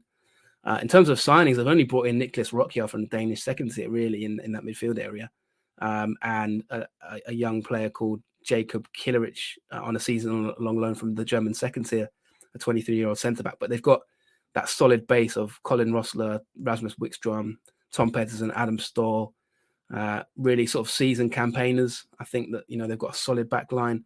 Elliot Stroud as well. The Gustafsson's in midfield. So if they avoid injuries, I think injuries is something that might be an issue, but they're not going to sort of be too stretched, I don't think. As I mentioned, Tornqvist in goal again. He's a talented keeper. I think he might get some interest this season for bigger clubs. And like I say, I like Stoll. I think he's a good player. Arvid Brorsson can come in as well. Rasmus Wickstrom, of course, he used to be at IFK Göteborg, and he's come back from Brøndby now. They've signed him. So, yeah, all in all, Steve, I really think that there's a potential for them when you compare them to the other teams in this league, like maybe teams a bit lower in the table. I just think they're better than sort of say... I think you could even argue they're better than AIK, really. The AIK try and do a similar thing to them, and they're quite similar, really, I think, the two teams, which is crazy considering the budgets and reputations. Then you've got teams like Sirius, Kalmar, IFK. I think Mjällby can finish higher than those teams. So, yeah, I'm pretty confident with this prediction, to be honest. They are a team that I've got a lot of time for. Anders Torstensen as a manager, I've got a lot of time for, and I certainly appreciated his offer to perhaps have a round of golf with him one day on the course. I had visions of, an interview / vlog on the golf course where he's just casually smoking a drive or sinking a 20-foot putt. It would be a lot of fun. But one area he will want to improve on, though, is the home record. They had the second worst home record last season, and is that just a case of it's just, it's quite a small venue, maybe not intimidating? It feels like it should be a tough place to go, but last year it wasn't. Yeah, it's a good point. And of course, from that point of view, the Norrköping result, 3-0, would be, really encouraging. They do need to improve that. They're better maybe going away. They are a team that I think they like going to teams and sort of giving them a punch in the face. I feel like they're built around, Torstensen, when they beat Häcken, he looked so happy. And if you listen to the interview on patreon.com/Nordic Football Podcast, you'll hear like the happiness in his voice. That just sort of, I think he loves us. I think he loves a sort of an upset, if you get what I mean. I think he really relishes in upsetting the big boys. And he talked about the distances they run, and they are a really well drilled team. I guess in terms of being at home, the onus is on you a bit more, isn't it, to be the one that takes the game to the opponent. So I think maybe that's what they're not quite as good at, and that's something they're definitely gonna have to improve. But I just feel overall they have got the players in that squad to sort of to improve. I think Yan Yi gives them a bit more dynamism. I think Bergstrom being back maybe up front, they can be slightly better. They're gonna have to be good at set pieces at home to keep that record going. But yeah, I just think that they might not finish sixth, but I think they can definitely be top half, and I think they can aim for that top six finish. Very good. If Värnamo did it, Steve, if Värnamo did it last year, why not Mjällby? Absolutely. I'm really pleased that you've stuck your neck out there, Jonathan, and off the fence and done with a left field prediction as such. Sixth place Mjällby is what you're predicting. Seventh place was IFK. We've already mentioned them. And to round off the top half of the table, John McEnroe's favourite team. Yeah, not entirely sure if I get the reference there, but yeah, I guess, yeah, you cannot be serious. Right, I get you. There you go. Yeah, I've got Sirius in 8th place. Yeah, and I think that they're a team on the up. I like what I've seen so far this season. I think they can do quite well. I think they started the season pretty well, actually. So, yeah, last season I had them sort of quite low. I've never really been too high on them, actually. I think this might be one of the highest. Ever since you had that rant about them, they've been like a train, like unstoppable. I mean, they finished last season probably the most in form in terms of results of any other side. I mean, and they've started 2024 like a house on fire as well. What on earth has changed? Because for most of last season, well, the first half of last season, they were looking like they could go down. I don't know. I know they maybe listened to Jonathan Fadugba and thought, we're going to prove this guy wrong. We're going to finally live up to our potential. It just a case of they converted their chances? Well, the media have got them 11th. Last year, I predicted them 12th. And of course, they ended up finishing in roughly around that sort of area. I think they flirted with relegation and then eventually finished sort of, I think they finished 8th, actually, which was incredible in the end. But it was a narrow one because they were really struggling. And of course, there wasn't many points between 8th and sort of 11th, 12th, really, to be honest. Only 6 points in it in the end. But yeah, like you said, they went on a really good run. Obviously, my rants have had an effect. Maybe I should be hired as a manager, Steve, because I think I've got the ability to galvanize a team. Maybe it was pin it in the dressing room type stuff. Because, yeah, I was a bit scathing about them. One or two teams last season definitely got my scathing appraisal. But the reason I was scathing about them, Steve, is because they have the potential. And that was what I kept saying, that they do have a decent team. And they are good on the eye. They're easy on the eye. They're nice to watch. It was just that they kept losing games in the last minute. They couldn't see it out, whether it was fitness or, just lack of concentration or inexperience. They just kept losing games late on. They've tightened that bit a little bit up now in the start of the season and at the back end of last season. And that's just helped them.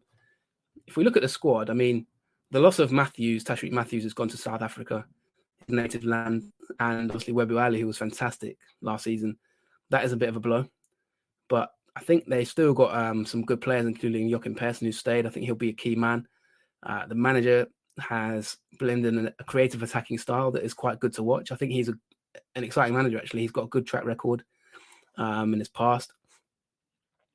They kept giving away games late, as I said, and fixing that is the key here, really. And if they can do that, then I think they can have a better season. They've started well. They've got quite a solid squad, to be fair, Steve. They've got sort of Mitov Nielsen in goal. They've got a competitive sort of goalkeeper roster. Tanander isn't bad. When you look at the back line, they've got players like Kastegren, Dennis Woodgren, experienced campaigners. Volklig Persson, I think, is decent. They've signed a youngster called Victor Ekstrom, 21 years old from the third tier.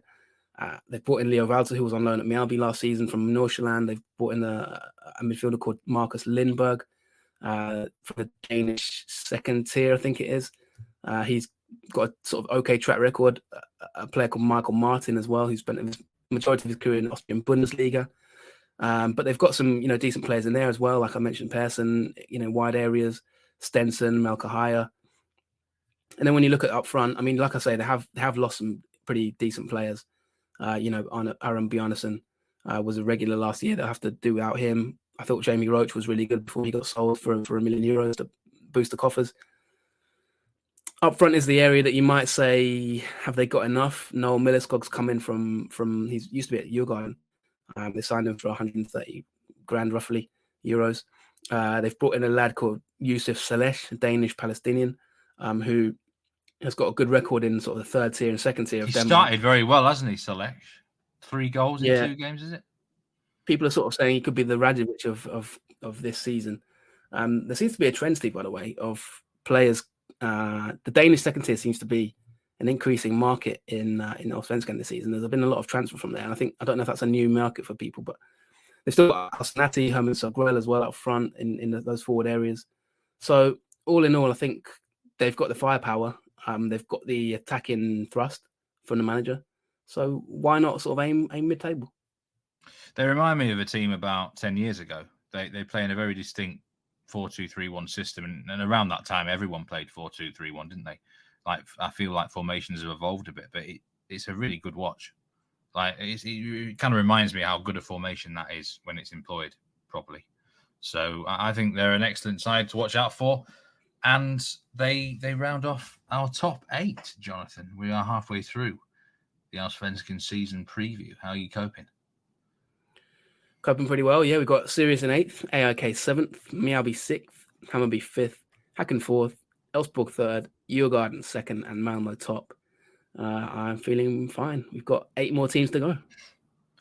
Right. Well, do join us after this short break for the resumption of the Allsvenskan season preview 2024. We'll catch you very soon.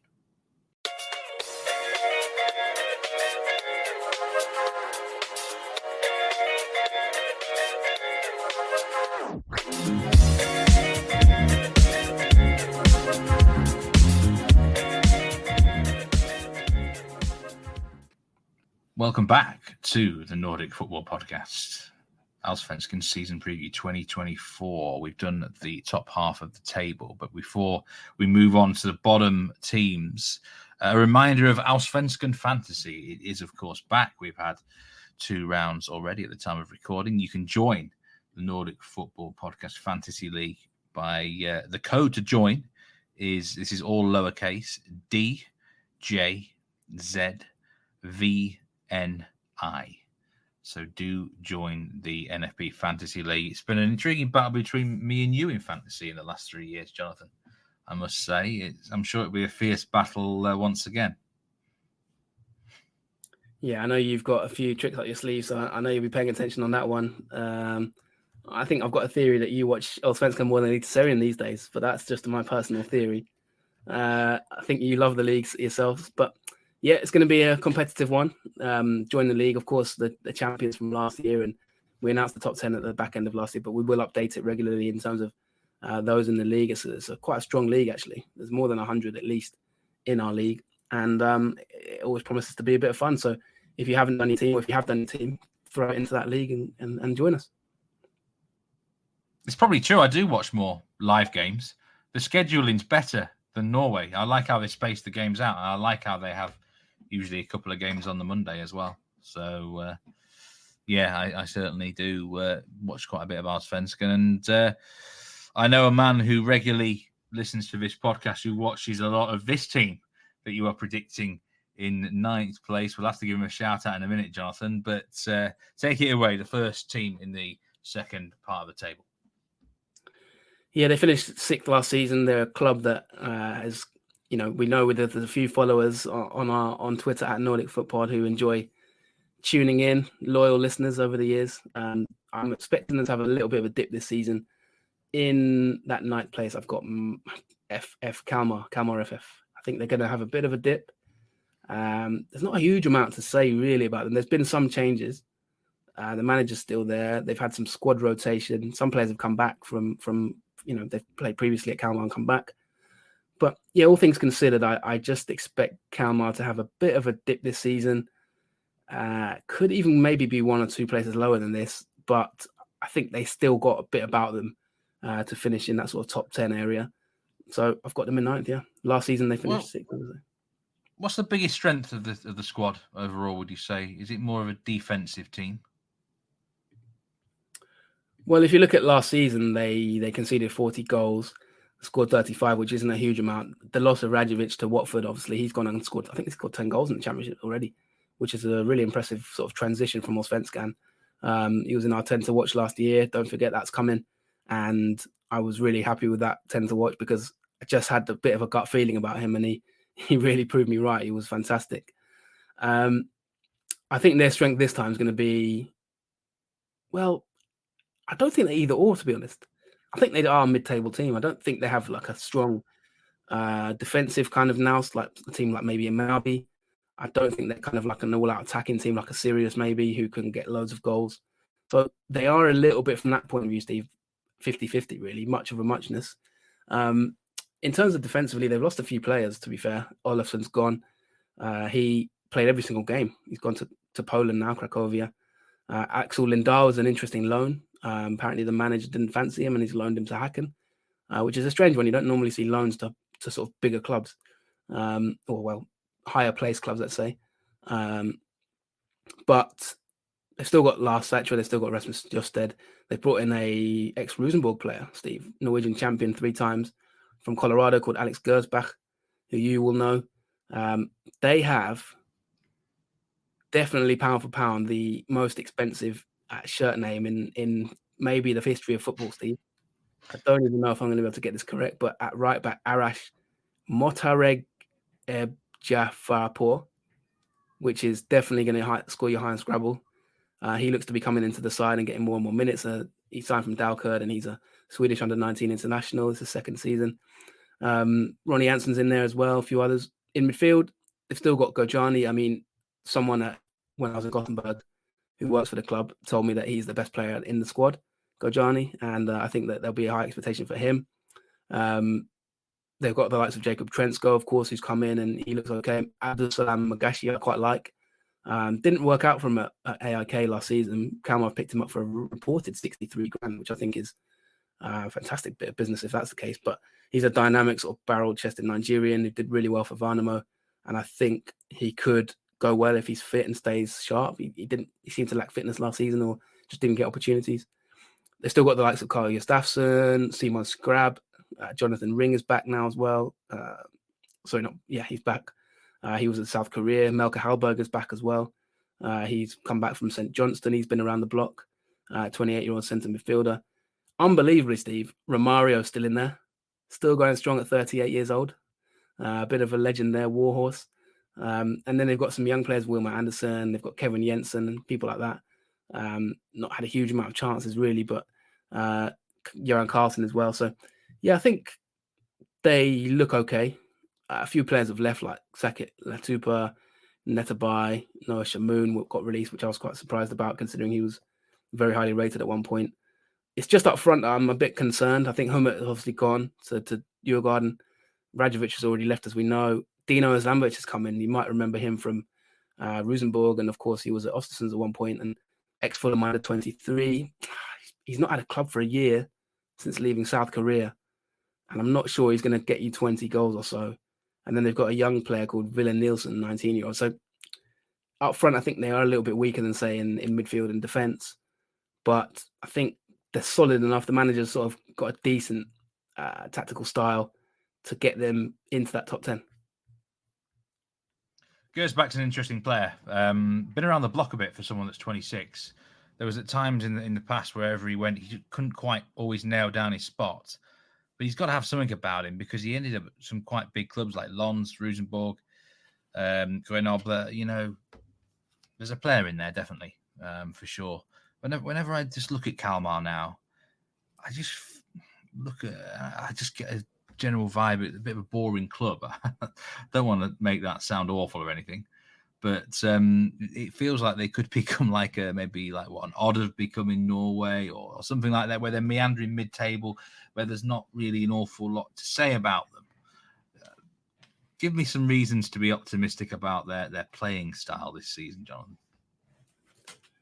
Well, you're going to upset my listener base with that one, but to be honest, I mean, sort of second-tier sides in terms of, the top teams, they do have periods where they can have a bit of a rotation, and they can lose players, and there can be a rotation for a few years.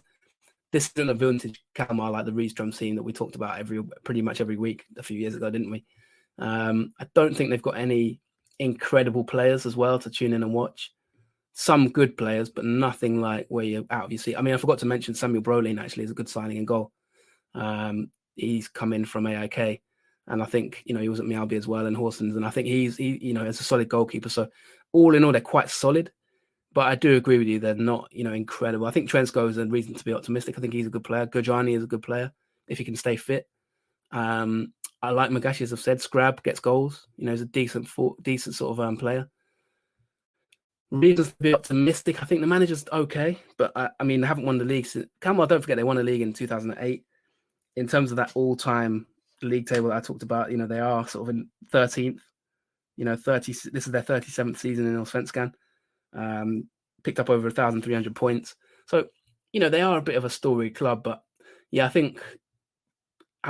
I'm being a little bit biased and based on people I've saw in Gothenburg, my personal biggest reason to get optimistic is their off-the-field signing of Olle Sultan, Steve, from IFK Göteborg. Now, he's a scout and probably my favourite person in Swedish football, an absolute legend of the game.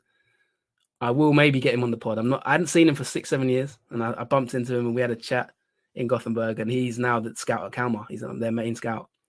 And he's responsible for a lot of top players that IFK Göteborg signed in the 30 years that he spent at that club. So to get him in the scene, behind the scenes, I think is really smart. He might identify some top talents in the years to come.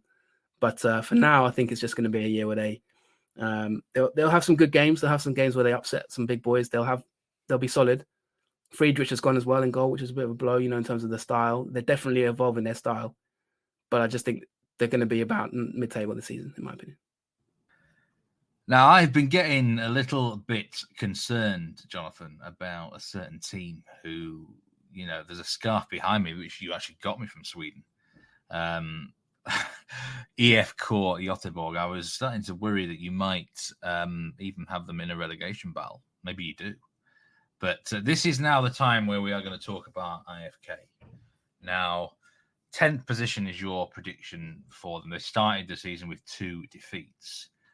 Would you have still predicted them 10th if they had started like this? Or had you always had them down as perhaps a bottom 6-7 team? Well, Steve, I have to start with a disclaimer and say what a trip I had out there in Gothenburg. I have to give a massive thank you to people, including Marcus Moder, who was really helpful in the press area and sort of sorting out our seats and things like that. So massive shout out to them. We've got an exclusive interview coming with Jens Bertelascu, the IFK manager. Steve sat down in his office for a good hour, had a chat with him. He took me around the Kamrat Garden, met loads of other people at the club that I won't go into, but I've been very much enjoyed my time at IFK. So it almost pains me to sort of have them this area, but I'm not, we're not paid the big bucks, Steve. Well, we're not paid anything, but we're not sort of given this mandate to be biased. We've got to try and be as impartial as possible. They finished 13th last season, narrowly avoided relegation. I'm expecting a slight improvement, Steve, this season, but I think probably not enough to be any more than mid-table. So I think 8th is maybe the ceiling of them, but I've got them in 10th this season. I just think they're going to have a slight improvement. I mean, at the end of the day, I'm predicting them to do better. So from a positive point of view, hey. The thing is, Jonathan, right. But all in all, I think that it's not going to be enough to sort of do anything revolutionary this season, what they've done so far. Historically, they are one of the biggest clubs in Sweden. I mean, some might say they are the biggest club in Sweden. I mean, this is obviously not acceptable in the grand scheme of things that they're battling relegation and not really being. They've not. I can't remember the last time. Have they ever challenged for a genuine medal or the title since we've started doing NFP? I know they've won a cup in that period, but I mean, it just feels like the potential here is a lot more. Why so low? What are the problems here at IFK that's preventing them getting, perhaps even being a regular top half team? I think there's a lot of problems at the club. I think they are in a transition phase. I mean, I've said it before. Their problems very much mirror Manchester United. I think they're an institution of Sweden that's just fallen on hard times. And the problem is, I mean, you've literally just said it there. You've gone, this is IFK Göteborg, a massive club, before we've even talked about them. you have not said that about any other club in the last sort of 7 or 8 teams that we've talked about. There's an expectation from the beginning of the conversation that they should be at the top of the league, and that brings its own pressure and that brings its own issues, I think. And for want of a better expression, really, if we're being totally honest, a lot of the squads in the past sort of 5-6 years have crumbled under that pressure at the end of the day, and they've not maybe been able to have that infrastructure to sort of live up to that reputation. And I think it is quite hard for big clubs who fall on hard times, because there's so much scrutiny that it's like you don't have much time to have down periods where you regenerate the football club. Then we've got to look at the fact that, if we're being totally honest, Steve, over the past sort of 5-6 years, maybe 10 years, I think the last time they won the league was at 2007. You might have to correct me on that, but the recruitment in general hasn't been great. I think recruitment is a key area in football. I bang on about it all the time, and it's an area I work in, of course, and doing my master's as well. I've really seen a lot of kind of in areas like innovation and strategy, and just how important that side is for a business in general, let alone a football club. And I just don't think they've been that successful. I mean, I look at the squad; they've had so many players who've been and gone, and really, I'm looking at a lot of them, and I'm a lot. When I'm doing the sort of rotation of the squad and filling out the squad and everything like that, looking through every player as we do, Steve, there's a lot of players who have left. I just don't think they've been that good, if I'm being honest. A good example of this is Elias Hagen. He's come in last season from Bode Glimt. Within 8 months, he's gone back to Vålerenga, and he's now playing in Obos. And he was a sort of player that there was sort of some high expectations on him last season. He just didn't adapt, and within 8 months, he's back in Norway. They've got a fantastic academy. We talk about that a lot. Are they maximizing that academy? I'm not sure at times.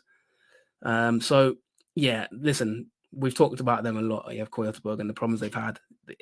They just haven't really worked in terms of managers as well. They've had managers that have come in and not really sort of lived up to the expectations, maybe. And ultimately, it's a big tank of this club that needs turning around, and it's going to take some time, I think, to really turn it around. Similar to United in a way. Yeah, and it's a little bit like sort of Rosenborg to a degree in Norway as well. Big clubs can fall on hard times, and they're a difficult ship to navigate, aren't they? In those periods, so it's a big challenge for Jens Bertelascu, who you've done that interview out with him in Gothenburg, and he averages 1.44 points per game since joining the club. So I mean that merits reasonable enough respect. Started the season with 2 defeats, but there's mitigating circumstances behind it. There's got to be some positives as well. I mean, the manager has got a good track record. They've got a good academy. You said that there's a couple of transfers you quite like. Let's be optimistic now about IFK. There's things to like. First of all, one of the arguably the best stadium anthems in world football. That anthem at the start of the season when I was there for IFK Djurgården, I genuinely had goosebumps. I mean, I was like, obviously having lived in the city, that was special. Like with the guitarist, obviously the actual singer doing the song. I said it to some friends, like this could be Bundesliga. This matches anything you could experience at a football stadium, to be honest, in maybe not world football. And that's why I really enjoy the Allsvenskan. I think it's underrated in that point of view. Djurgården, they had their flares and everything as well. They had their banner. Like, it's hard to match Swedish football at its best at times in terms of the fan experience. I've been to Dortmund, I've been to Boca Juniors, I've been around the world and watched football, Steve. I'm not basing this on being, an ignorant sort of person, but there's a special club. When they get it right, there's potential there. They're very well supported. I think it's quite interesting that GAIS are back. That's going to be a massive spicy derby, by the way, when they play each other, because it's a different level to the Häcken rivalry.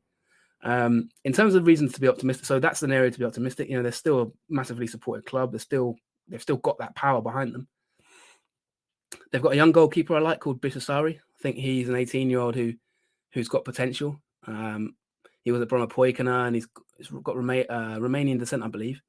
And he's been described as one of Sweden's truly great goalkeeping talents.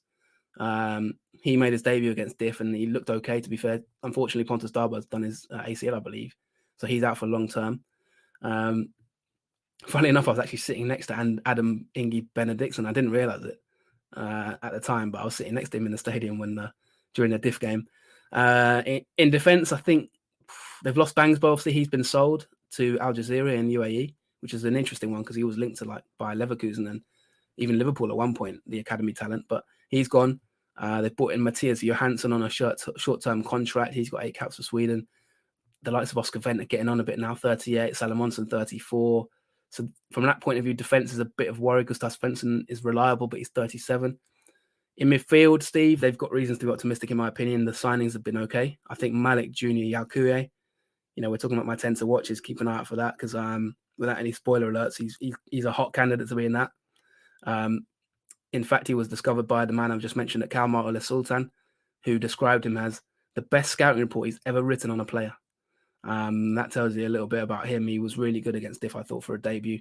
And he's got a really interesting backstory there from Ivory Coast. So he was actually described as being better than Lucas Bergvall by their technical director as well. They've still got players like Lucas Carhead, as I mentioned, Svensson, Adam Carlin, Macaulay and Santos have come in and been positive. The squad's slightly younger. The average age has come down a little bit. Players like Santos and Macaulay, 24, 25, they've got resale value and they're good players at Allsvenskan level. And I think they've both come from Denmark pretty much, or at least that area. Jens Bertlaski obviously identified them. Oscar Pettersson's coming from Brommapojkarna. He got 9 goals last season and he's decent. Ex-Djurgården as well. Paulos Abraham is a good player. I'm shocked to see him back in Sweden, really, and he got a goal against Diff off the bench. And I think that it's not worked out for him abroad at Groningen, but at AIK he was really sort of exciting. So I think he's got a bit to prove, and he's still young. And then up front, they've sort of got the likes of Norlin who are okay, but I think the big expectation maybe is that Lars Gillerup can replace Marcus Berg. He's been signed from Hobro in Denmark. Not an amazing goal record, if I'm being honest, but I guess they've seen something in him. He's about 2 meters tall, I think, 21-year-old. And I guess at some point he'll be expected to take on that mantle of Marcus Berg, who's obviously retired and now works for the club behind the scenes. So the squad's okay, I think. It is evolving. I like Jens Bertlaski in terms of how he manages. I think he's got a good sort of head on his shoulders, if that makes sense. I think he's quite smart in what he wants to do. But it will take time to turn things around. And that's why I just think that this season, if they can get sort of top 8, that would be a good finish, I think, really. And then sort of go from there. I think they're going to need some time. It's funny you mentioned the anthems that the clubs have before the games. I really like a lot of them in Scandinavia. In fact, I'll tell you a story, actually.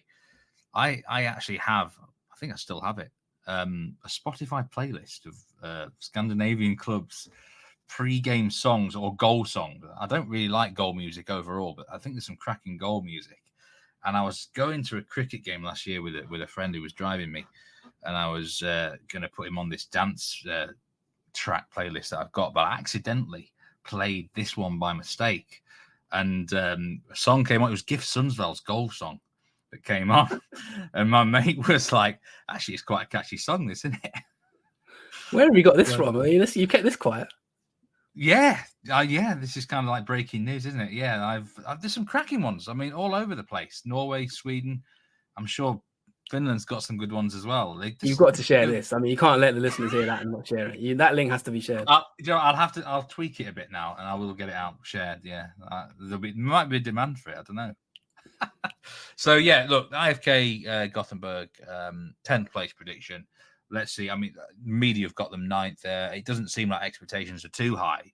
And I hope that not that much pressure is put on the manager, because it's a difficult situation. Let's just stabilise the club and get them, maybe winning more games than they're going to lose eventually. That would be a good start, right? So 10th place, IFK. We're going to crack for a few teams now. In 11th place, you've got a team that has won the Allsvenskan title in the last decade and were runners-up as recently as 2018.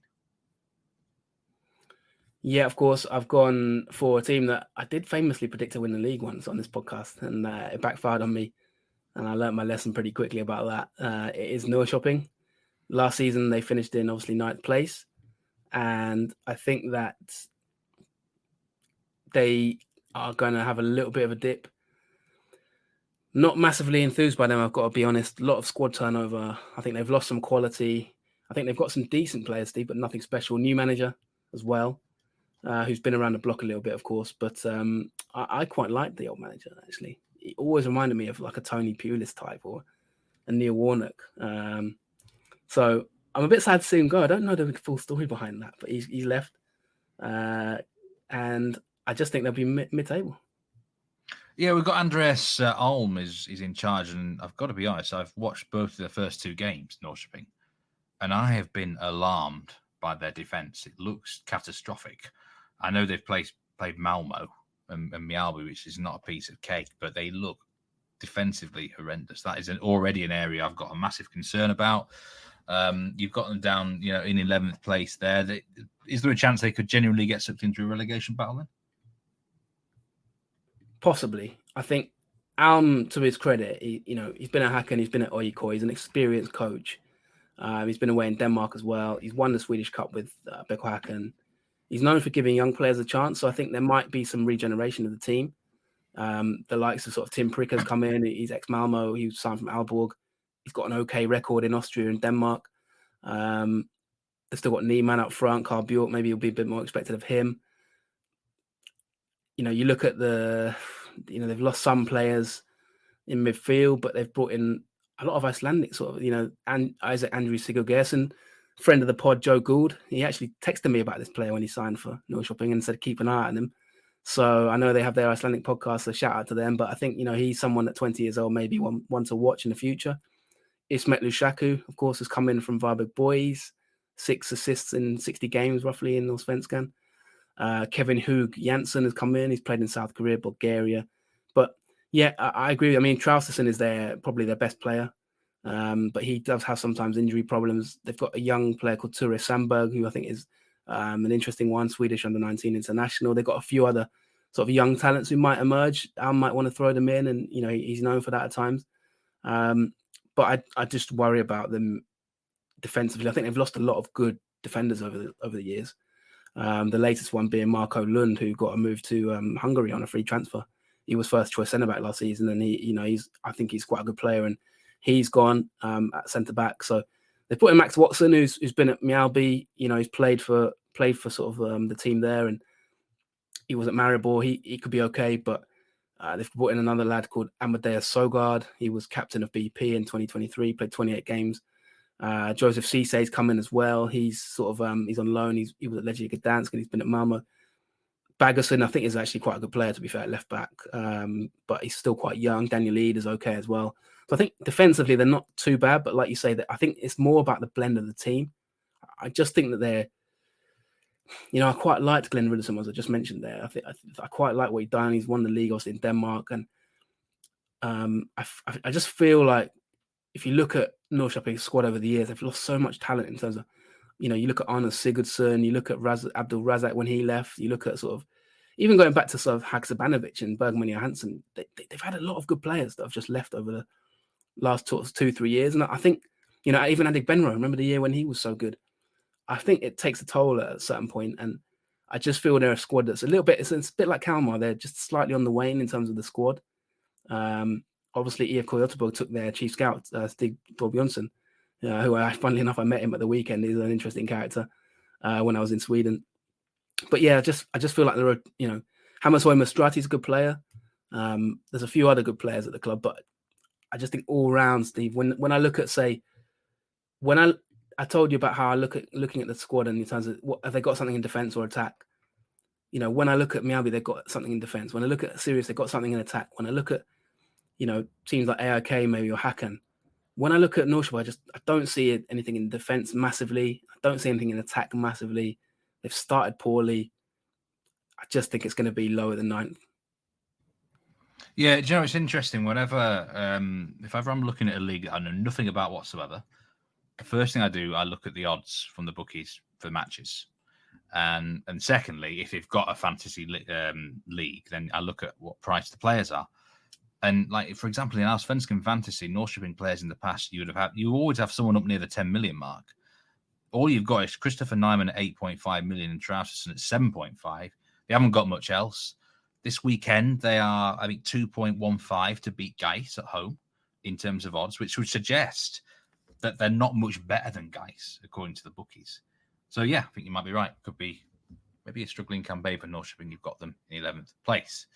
12th position. You think there could be quite a strong regression for this team you've got in 12th? Yeah, and to be fair to them, some others have got them to go down. So I feel like I'm being generous. But I have got in 12th, Värnamo. Media, I've got them in, well, Malin Wahlberg's got them in 13th. Some have got them, I've seen, to go down. Some have got them in the relegation playoffs. So I think most people are expecting a massive sort of, as you mentioned, regression here, the dip. And I can't see it going any other way. They've obviously lost their manager, done such an amazing job. When I first started doing the analysis, Steve, for this season preview of 2024, I did look at Värnamo. I think they might go down. And my original sort of theory was they're going to go down. And I started like building my squad. And when I was looking at the squad, I was thinking they're gonna be bottom three. They're a candidate for the relegation playoff. But then, to be honest, I started to rethink about it, and I started to look through the squad. And although they've had a lot of turnover, there's a lot of new signings here. I mean, there's at least 7 new players. They've still kept the bulk of a lot. They've still kept some good players from last season. Enough for me to think that actually, if you look at it pound for pound, we're getting towards the bottom of the table now here. And if you look at some of the other teams around them that we haven't mentioned yet, I still think pound for pound, they may be better than the last 4 teams that we've got on the list. And I'll just give a few sort of examples in that sense. They've got, for example, Victor Larsson at centre-back, who I think is a good player. Grozdanic had a really good year. He's been around the block. They've brought in a few new keepers. They've got in Victor Anderson from Malmö and David Mikhail, as well as Jonathan Rashid, obviously, who's been at Häcken in the past. The new signings are a bit of an unknown for me. They've got Johan Rapp from Landskrona Boys. Samuel Cotto is on loan from Malmö. It seems like Malmö is a big recruitment ground for them in recent years, either loans or permanents. They've brought in a youngster called Emin Hasic as well, who Swedish under-21. He's been at Lecce and ex-Häcken youth. So I think in defence, they're okay, slightly weakening. Victor Eriksson leaving to Minnesota United is a blow. He had a really good season last year, and he's earned a move to sort of MLS, which I think is a great move for him. A few others have been released. Kimberg, Bernardo Villar has gone to Romania. So defence, I would say, maybe slight regression. Unknowns as well in those new signings. But when you come to the midfield, Steve, it made me a bit more optimistic. Ademi's gone, who I quite liked actually on his day. I think was a good dribble. He's gone to China. Oscar Johansson, obviously we mentioned, has gone to IFK. He's gone to Hammarby. Sorry, wrong guy. But they've still got players like Simon Tern, who I think has been around the block and is a good player. Wenderson is someone to look out for this season, in my opinion. He scored an absolute banger in the first few games. And I think he could go up a level this year, in my opinion. Players like Bustos is still there. Carl Johansson's come in from ex-Kalmar player. He's been at VV Venlo from the Dutch second tier. He got 3 goals in it for VV Venlo, 63 games. He's quite a good midfielder. They signed a player called Mohamed Al-Salkali from Sandviken, who's all right. I don't know much about him, if I'm being honest. But I think also up front, Zelkovic and Engvall is a good forward line. Now, as I say, coming back to my theory about defence or attack, I think that's enough goals in those two to stay up. So all in all, that's why I've got them. They're going to have a massive dip. 5th is just unrealistic, really. I think this year for them, staying up would be the key. I'm sure you might ask me about the manager or whatever. But yeah, they've got a new manager, obviously, Anas Mevrak. And it's a funny one, Steve, because a bit like Helberg, he's a young coach. He's 34, so I think he might be the youngest in the league. And funnily enough, he's also got a similar track record to the other managers they've had. In that Helberg also managed at Sylvia in the 3rd tier, and he was also Norrköping assistant manager. And Mavrak managed Sylvia in the 3rd tier, and he was Norrköping assistant manager and also Värnamo assistant manager. So he averaged 1 point per game, which isn't incredible at Sylvia. That is a bit of a worry potentially as a sort of new head coach, but I think they've just about got enough squad-wise to stay up. Yeah, I was going to ask you about the managers, and it reminds me a bit of the Tromsø situation where they've lost their Gauta Hellstrup to Glimt, and they've appointed the assistant in charge. It can work, can't it? Or it's hard to judge right now. One interesting thing about this club, I was actually Google mapping Värnamo at the weekend because their first home match got rescheduled to play. It had to be played in Elfsborg because their field, which is called Findersvalen, it's a bit of a dog track, I think. Jonathan, it's right next to a river. I don't think the drainage is very good, and it's got a running track around it. It's one of those grounds which is, well, I don't think you would really enjoy going to it, but they can use that to their advantage. They claimed a few scouts here last season. It's going to be a tough season because they really overachieved so significantly. But we wish them well, and you've got them avoiding relegation. So that's not too bad, is it, Jonathan? Optimism for Värnamo on the Nordic Football Podcast overall.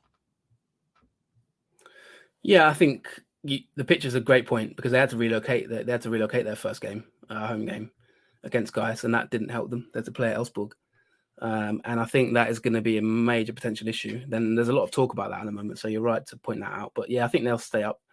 In 13th place, I don't know if you want me to just automatically go to them. Yeah, straight in. Yeah. Straight in, I'm going to say Halmstad. So they, in my opinion, will stay up. They're the last guaranteed survivors.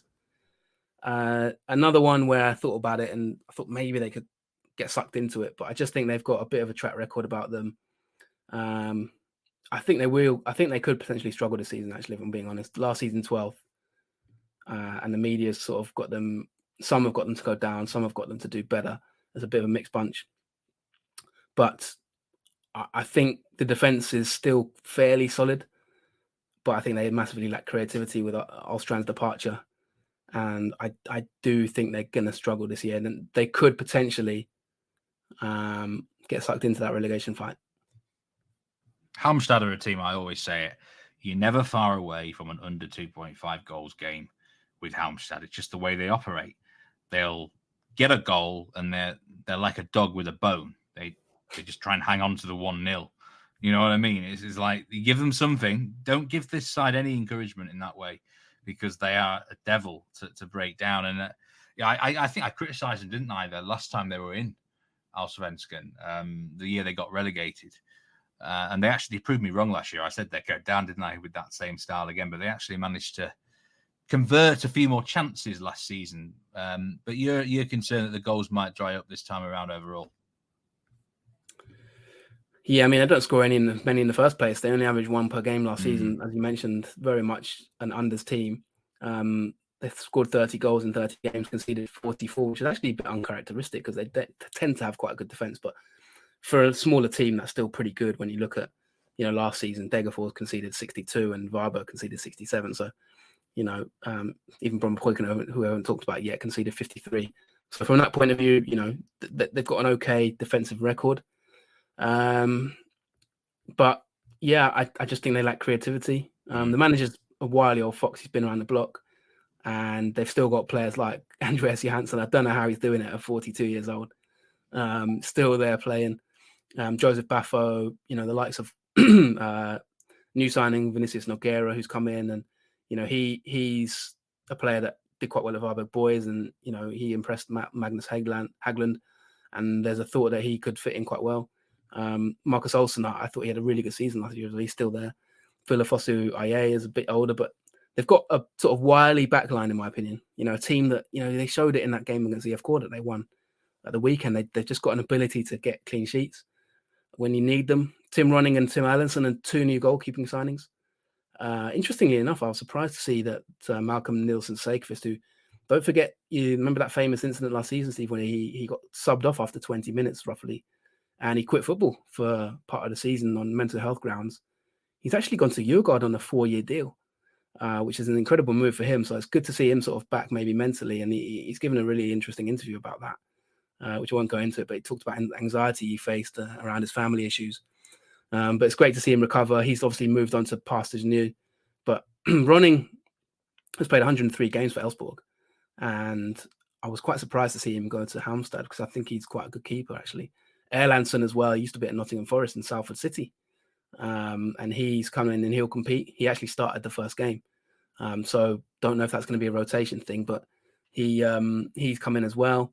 In midfield, they've brought in a few players from the Icelandic League, Birnir Ingersson, Gisli A. Jolfsson. So I don't know much about them, I'll be honest. But they've lost Erik Alstrand, who I think was one of their best players. He's gone to Germany. He's gone to St. Pauli. for a decent fee, actually, 650k. I think they'll miss him. Alamari, there'll be a big expectation on him. Svedberg as well, Allenson. So I think in midfield they're a little bit weaker. Up front, Wiedersheim Paul's come in. I've never rated him, if I'm honest. I don't like to criticise players, but 1 goal in 29 games in his whole career in Allsvenskan. I've just never really... I think he was at Rosenborg for a bit, wasn't he? And I just never really rated him. To be fair, he 1 goal in 29 Allsvenskan games. I think that's fair criticism for a striker, really, isn't it? Yeah, he's one of them players who just seems to get clubs, but I just don't see it. I feel like he's a super rating player, really. But anyway, Victor Granath has come in, and he's someone that they'll expect goals from. Naeem Mohammed as well is there, and he might get more chances this year. So I don't see a huge amount of goals, but I think they'll be solid enough to stay up. Yeah, Wiedersheim Paul, I swear down, wherever he's been in his career, he seems to pick clubs that just are mega defensive. So I'd love to see him in a really attacking team, see how he'd do. You've got Hamstad in 14th place. There's 3 remaining teams. We've got the two promoted clubs, along with last year's winner of the playoff, Brommapojkarna. Well, I don't know how you want to take it from here. Jonathan, which club do you think is going to be in the playoff first and foremost? Yeah, and there's a team I happened to see live on the first day of the season. Of course, they played against GAIS, so it isn't them. It was indeed Brommapojkarna. I've got them to be in the relegation playoff. Now, I feel a little bit harsh on Brommapojkarna here because I think they're actually quite a good team. And the game against GAIS, I came away from it and I was like, they're a good side, Bromma. I'm least comfortable about this prediction because I feel like Bromma could be 10th almost, to be honest. So I don't know how they've ended up in my relegation playoff. They're an exciting team, aren't they? They're just this is the one I'm least comfortable in. And actually, I'm a bit unhappy with this prediction. I'm going to be honest. But I just think Värnamo have a slightly stronger squad. I think Halmstad are slightly more reliable defensively. But I think Olof Mellberg's a decent manager. And actually, I thought they played GAIS off the park. So I might regret this prediction. I think they'll stay up if they get in the playoffs like they did last year. Of course, they ended up smashing a team 7-0, didn't they, in the relegation playoff after finishing 14th last season. And I think they're slightly better than they were last season. But I think one thing about Brommapojkarna, they're not a sort of historically big side. I was actually quite surprised to learn how low down they are in the all-time Allsvenskan table. They've not had that many seasons in this league. A bit of a yo-yo club. Of course, if anyone doesn't know about them, very much an academy-based side. They've got probably the best academy in Sweden, you might argue. Even you might argue Scandinavia. In terms of sort of players who've come in, obviously Lucas Bergstrom, who was at Chelsea once back in the day. Dalio Irindust is someone I really like. He's back from Groningen, where it didn't work out for him, and Paulos Abraham. He's back in the team. Former Häcken man who I really liked at one point. They've got players like Timothy Anderson, who used to be at Bayern Munich. He's hit and miss. He played the first game of the season and was okay. I think Adam Jakobsen is someone on the first game of the season. I thought he was exceptional against GAIS. And he's one to watch. Wilmer Olderfalk as well, I thought was good. Up front, Nikola Vasic, I'm not convinced about. Defensively, they sort of play an interesting sort of shape. They're quite dynamic. They move around into different positions. I like what they try and do, actually, Olof Mellberg.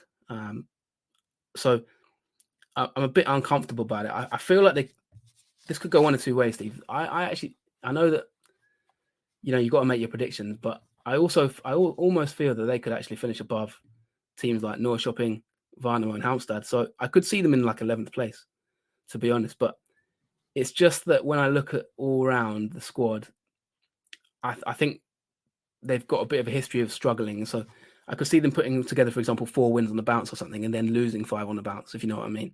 They're a bit of a streaky team at times. I think confidence plays a massive issue there. And that's why I just think that when you look at, say, Halmstad or Värnamo, I think they've got a slightly little bit more track record of players to get them out of difficult situations to stay up. Yeah, last season their games averaged 3.1 goals per game. Only Häcken fixtures had more goals in them. And I'm probably sure they'll be in the top 4 for that again this season. Malmö maybe will go ahead of them, possibly serious games. That's the problem, isn't it? They might play well, but lose matches. that kind of sums up Brommapojkarna. The defence will let them down, individual mistakes. So, but yeah, if things go right, they could maybe get up there, knocking on even the door of the top 10. So you've got Brommapojkarna down in 14th place. We are left with the two newly promoted sides. I'm going to start with GAIS because they are historically a big club. They're back. First time we've ever discussed them on the Nordic Football Podcast, I think, in detail. What position do you have them predicted in? Yeah, well, just before I get onto GAIS, I just want to say about Brommapojkarna. Like as I mentioned there, they've only actually played this is only their 8th season of all time in Allsvenskan, which really surprised me. So that tells you that they are quite a small club, and it's like you just mentioned there, they do have that propensity to maybe get outscored at times or just go on poor runs. So that's kind of why I've got them there. They do have an interesting player, I think, at the back. So they've got one or two talents that I quite like. But yeah, we'll move on from that and maybe talk about them another day. GAIS, I've got, unfortunately, bottom of the league. And a lot of this might just be based on the fact that I was there for that opening game against Brommapojkarna, and I thought they really struggled. Went on to lose that game pretty comfortably, 4-0. They got taken apart really by Brommapojkarna, to be honest. And although they started okay, it got ugly quite fast. And so, yeah, unfortunately, I think, GAIS, first thing we've got to say is welcome back. Obviously, top of the show, first team to win Allsvenskan 100 years ago. So it's fitting, really, that they're in the league this year, to be fair. And welcome back to them. We've missed them. I think they're a team that when I was in Gothenburg, I went to the academy and I've visited the club regularly. They are a big club, Steve. When I was in Gothenburg this time, the first day of the season, the fans were marching through the streets. And there was like a police cordon, and they're a bit of, IFK fans were singing na na na na na na na na, guys say hooligans, guys say hooligans. So there's a bit of a beef between those two clubs. They refer to them as the hooligans, and yeah, I think they will add some flavour to the league, guys. They're a bit like the Millwall of Gothenburg. They're a bit naughty. Someone chucked someone chucked like a bottle of Coke down from the stand, and it nearly exploded all over me. It was right next to me when they were 4-0 down, 3-0 down. I nearly got drenched, Steve. So they are a bit naughty, their fans. Luckily, it was only plastic. Otherwise, I might have ended up in A&E. But it's just a sort of a paper cup. But yeah, it exploded all over someone next to me, and a few other people got drenched. My laptop had a little bit of bit of sort of Sprite or whatever it was on it. But they unfortunately for them, they got ultimately torn apart by Bromma in that game, and it just made me think they don't really have the level to survive in Allsvenskan, if I'm being honest. I think they'll have some games where they'll win just because of fan base and history. Historically they're a big club, guys, but history doesn't win you things and doesn't keep you up. So don't forget they had back-to-back promotions as well. They were in the third tier just a few years ago, so they've done incredibly well to get back to Allsvenskan after what was, going down to the third tier was considered like unbelievable for them. But to turn that around in such a short time is really a massive testament to the club, really, because it looked like they were going into the abyss. So to be back in Allsvenskan so soon after that is really incredible, really. But I think they're going to struggle. Finished second last season in Superettan to get automatic promotion. Just 2 points ahead of a nearby club, Utsiken, who lost in the playoffs. That would have been a shock, wouldn't it? But they did score the most goals in Superettan. They had the best defensive record in Superettan. Some might say that, I've seen a few media predictions having them a bit higher. But it can be hard to adapt to life in Allsvenskan. Do you think the problem's going to be scoring goals or conceding them, or both? I think both, to be honest. Definitely conceding them, because if Brommapojkarna can come to your backyard and score 4 goals, you've got problems. And in terms of scoring them, I think Alexander Alolstrom is kind of their main striker. He's another one that I'm not massively convinced by. They've got a few talents in there that sort of stood out a little bit. I like Haroun Ibrahim. He's been linked to a lot of clubs in the past, but he played left back and he's a right-footed left back, which I never really like. He didn't look natural in that position. Boudry looked quite good, to be fair to him. He looked like he could create something. When we look at GAIS, the last time they were in Allsvenskan was 2012. So it's been a long time coming for them. But I feel as though they just lack the squad, really. they've got a couple of players that I quite like. Obviously Lundgren, Budry, and Alström are the sort of the front three that they've had at the moment. They had Aberg, Henriksen, and Lindberg in that sort of midfield. I thought that Lindberg was super-written level. There's one or two others that I thought were just not at the level, to be perfectly honest. Lundgren was actually quite lively. I think the number 9, he got involved and he sort of played down the right-hand side. He's not massively pacey, but he created a few chances and was on the front foot. In that game, particularly, he missed a chance. The problem with Al Armstrong is he's quite slow, in my opinion, across the first 5 yards. He doesn't have a turn of pace. He's more of a back-to-goal forward. I do have Al Hallström in my fantasy squad. I actually started him in the weekend. He scored, but I watched him miss a late chance, and he whipped himself like a horse. He was furious with himself. It was quite a reaction. Might be a difficult campaign for GAIS. You predicted them in 16th place. Leads us to our final team. I would say just on 2 positive notes. I quite like the right back, August Wangberg, the captain. I think he looks quite solid and someone they're going to have to rely on. And they've got a young player, Steve, that I think keep an eye out for, called Anis Karda-Klija.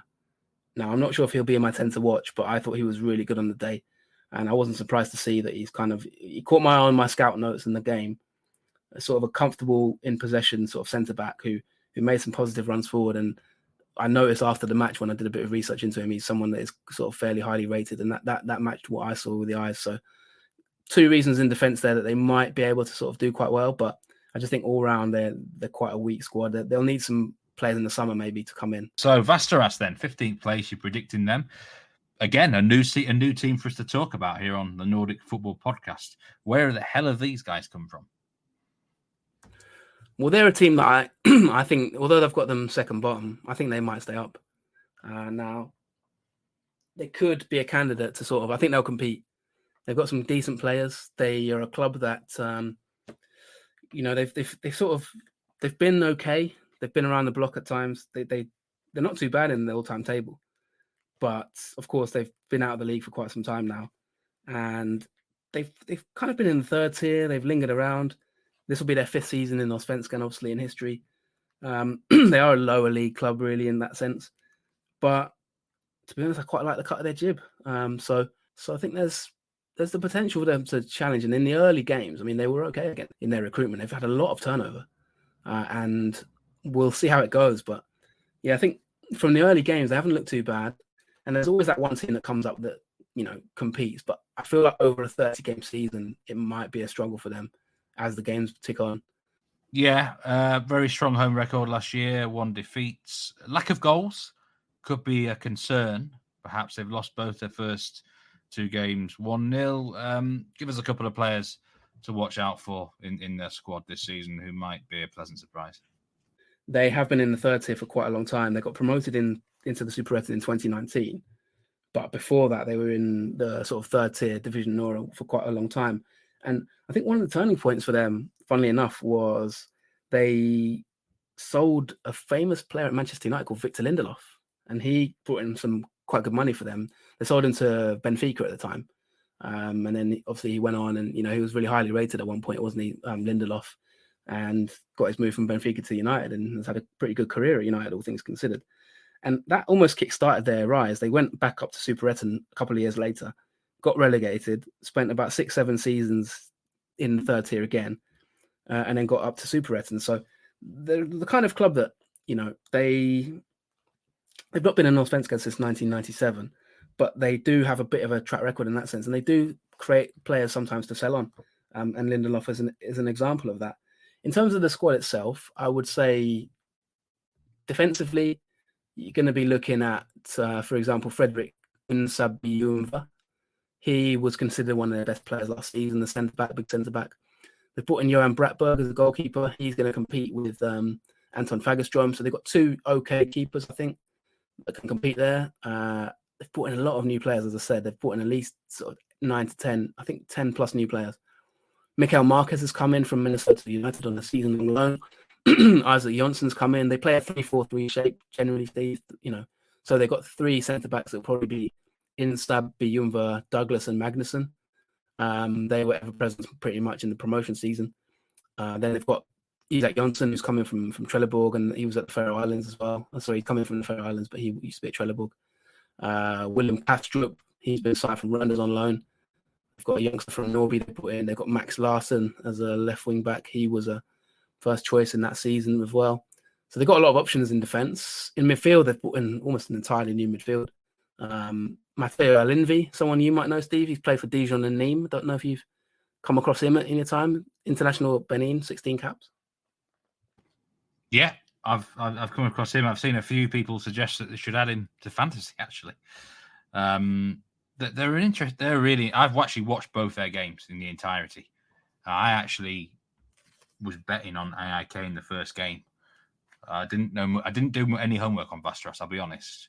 I was expecting an easy win, and they frightened the living daylights out of me, to be honest.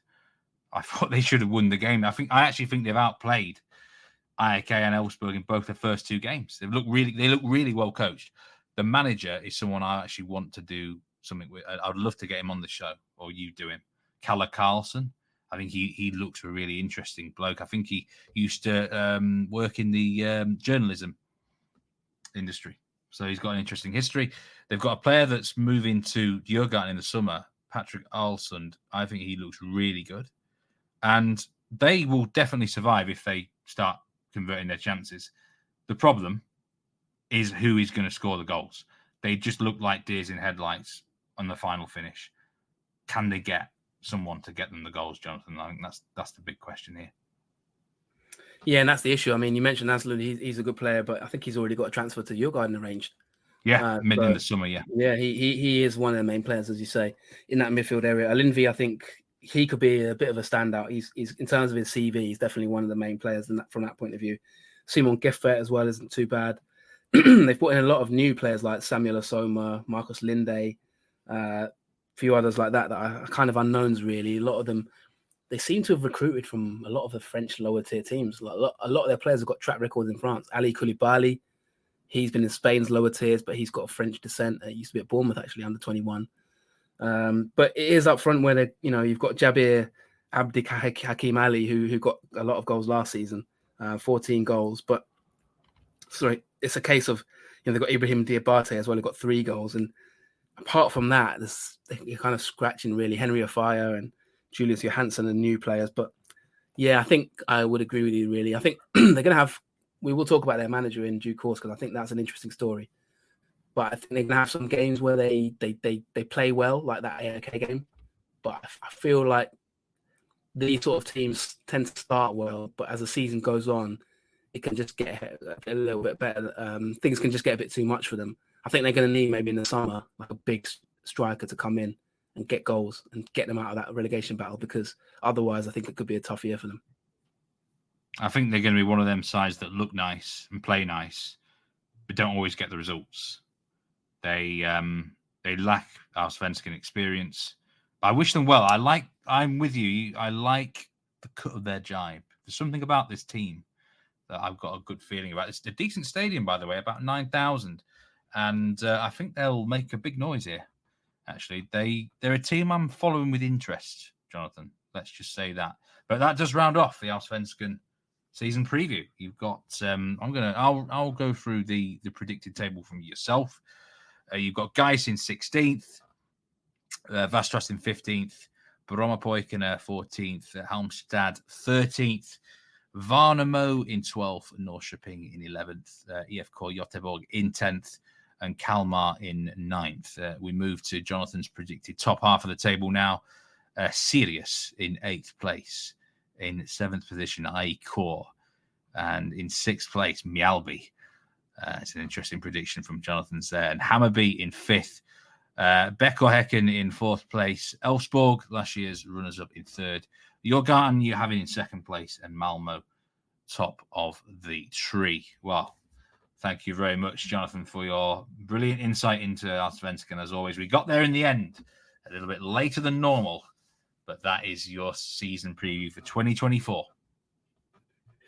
Yeah, it's been a busy year, and of course, being in Gothenburg as well didn't help too much. But yeah, hopefully you enjoy it. And thanks so much for listening and obviously your continued support, especially those on Patreon, patreon.com/Nordic Football Podcast. If you want to buy us a coffee or something like that for our efforts.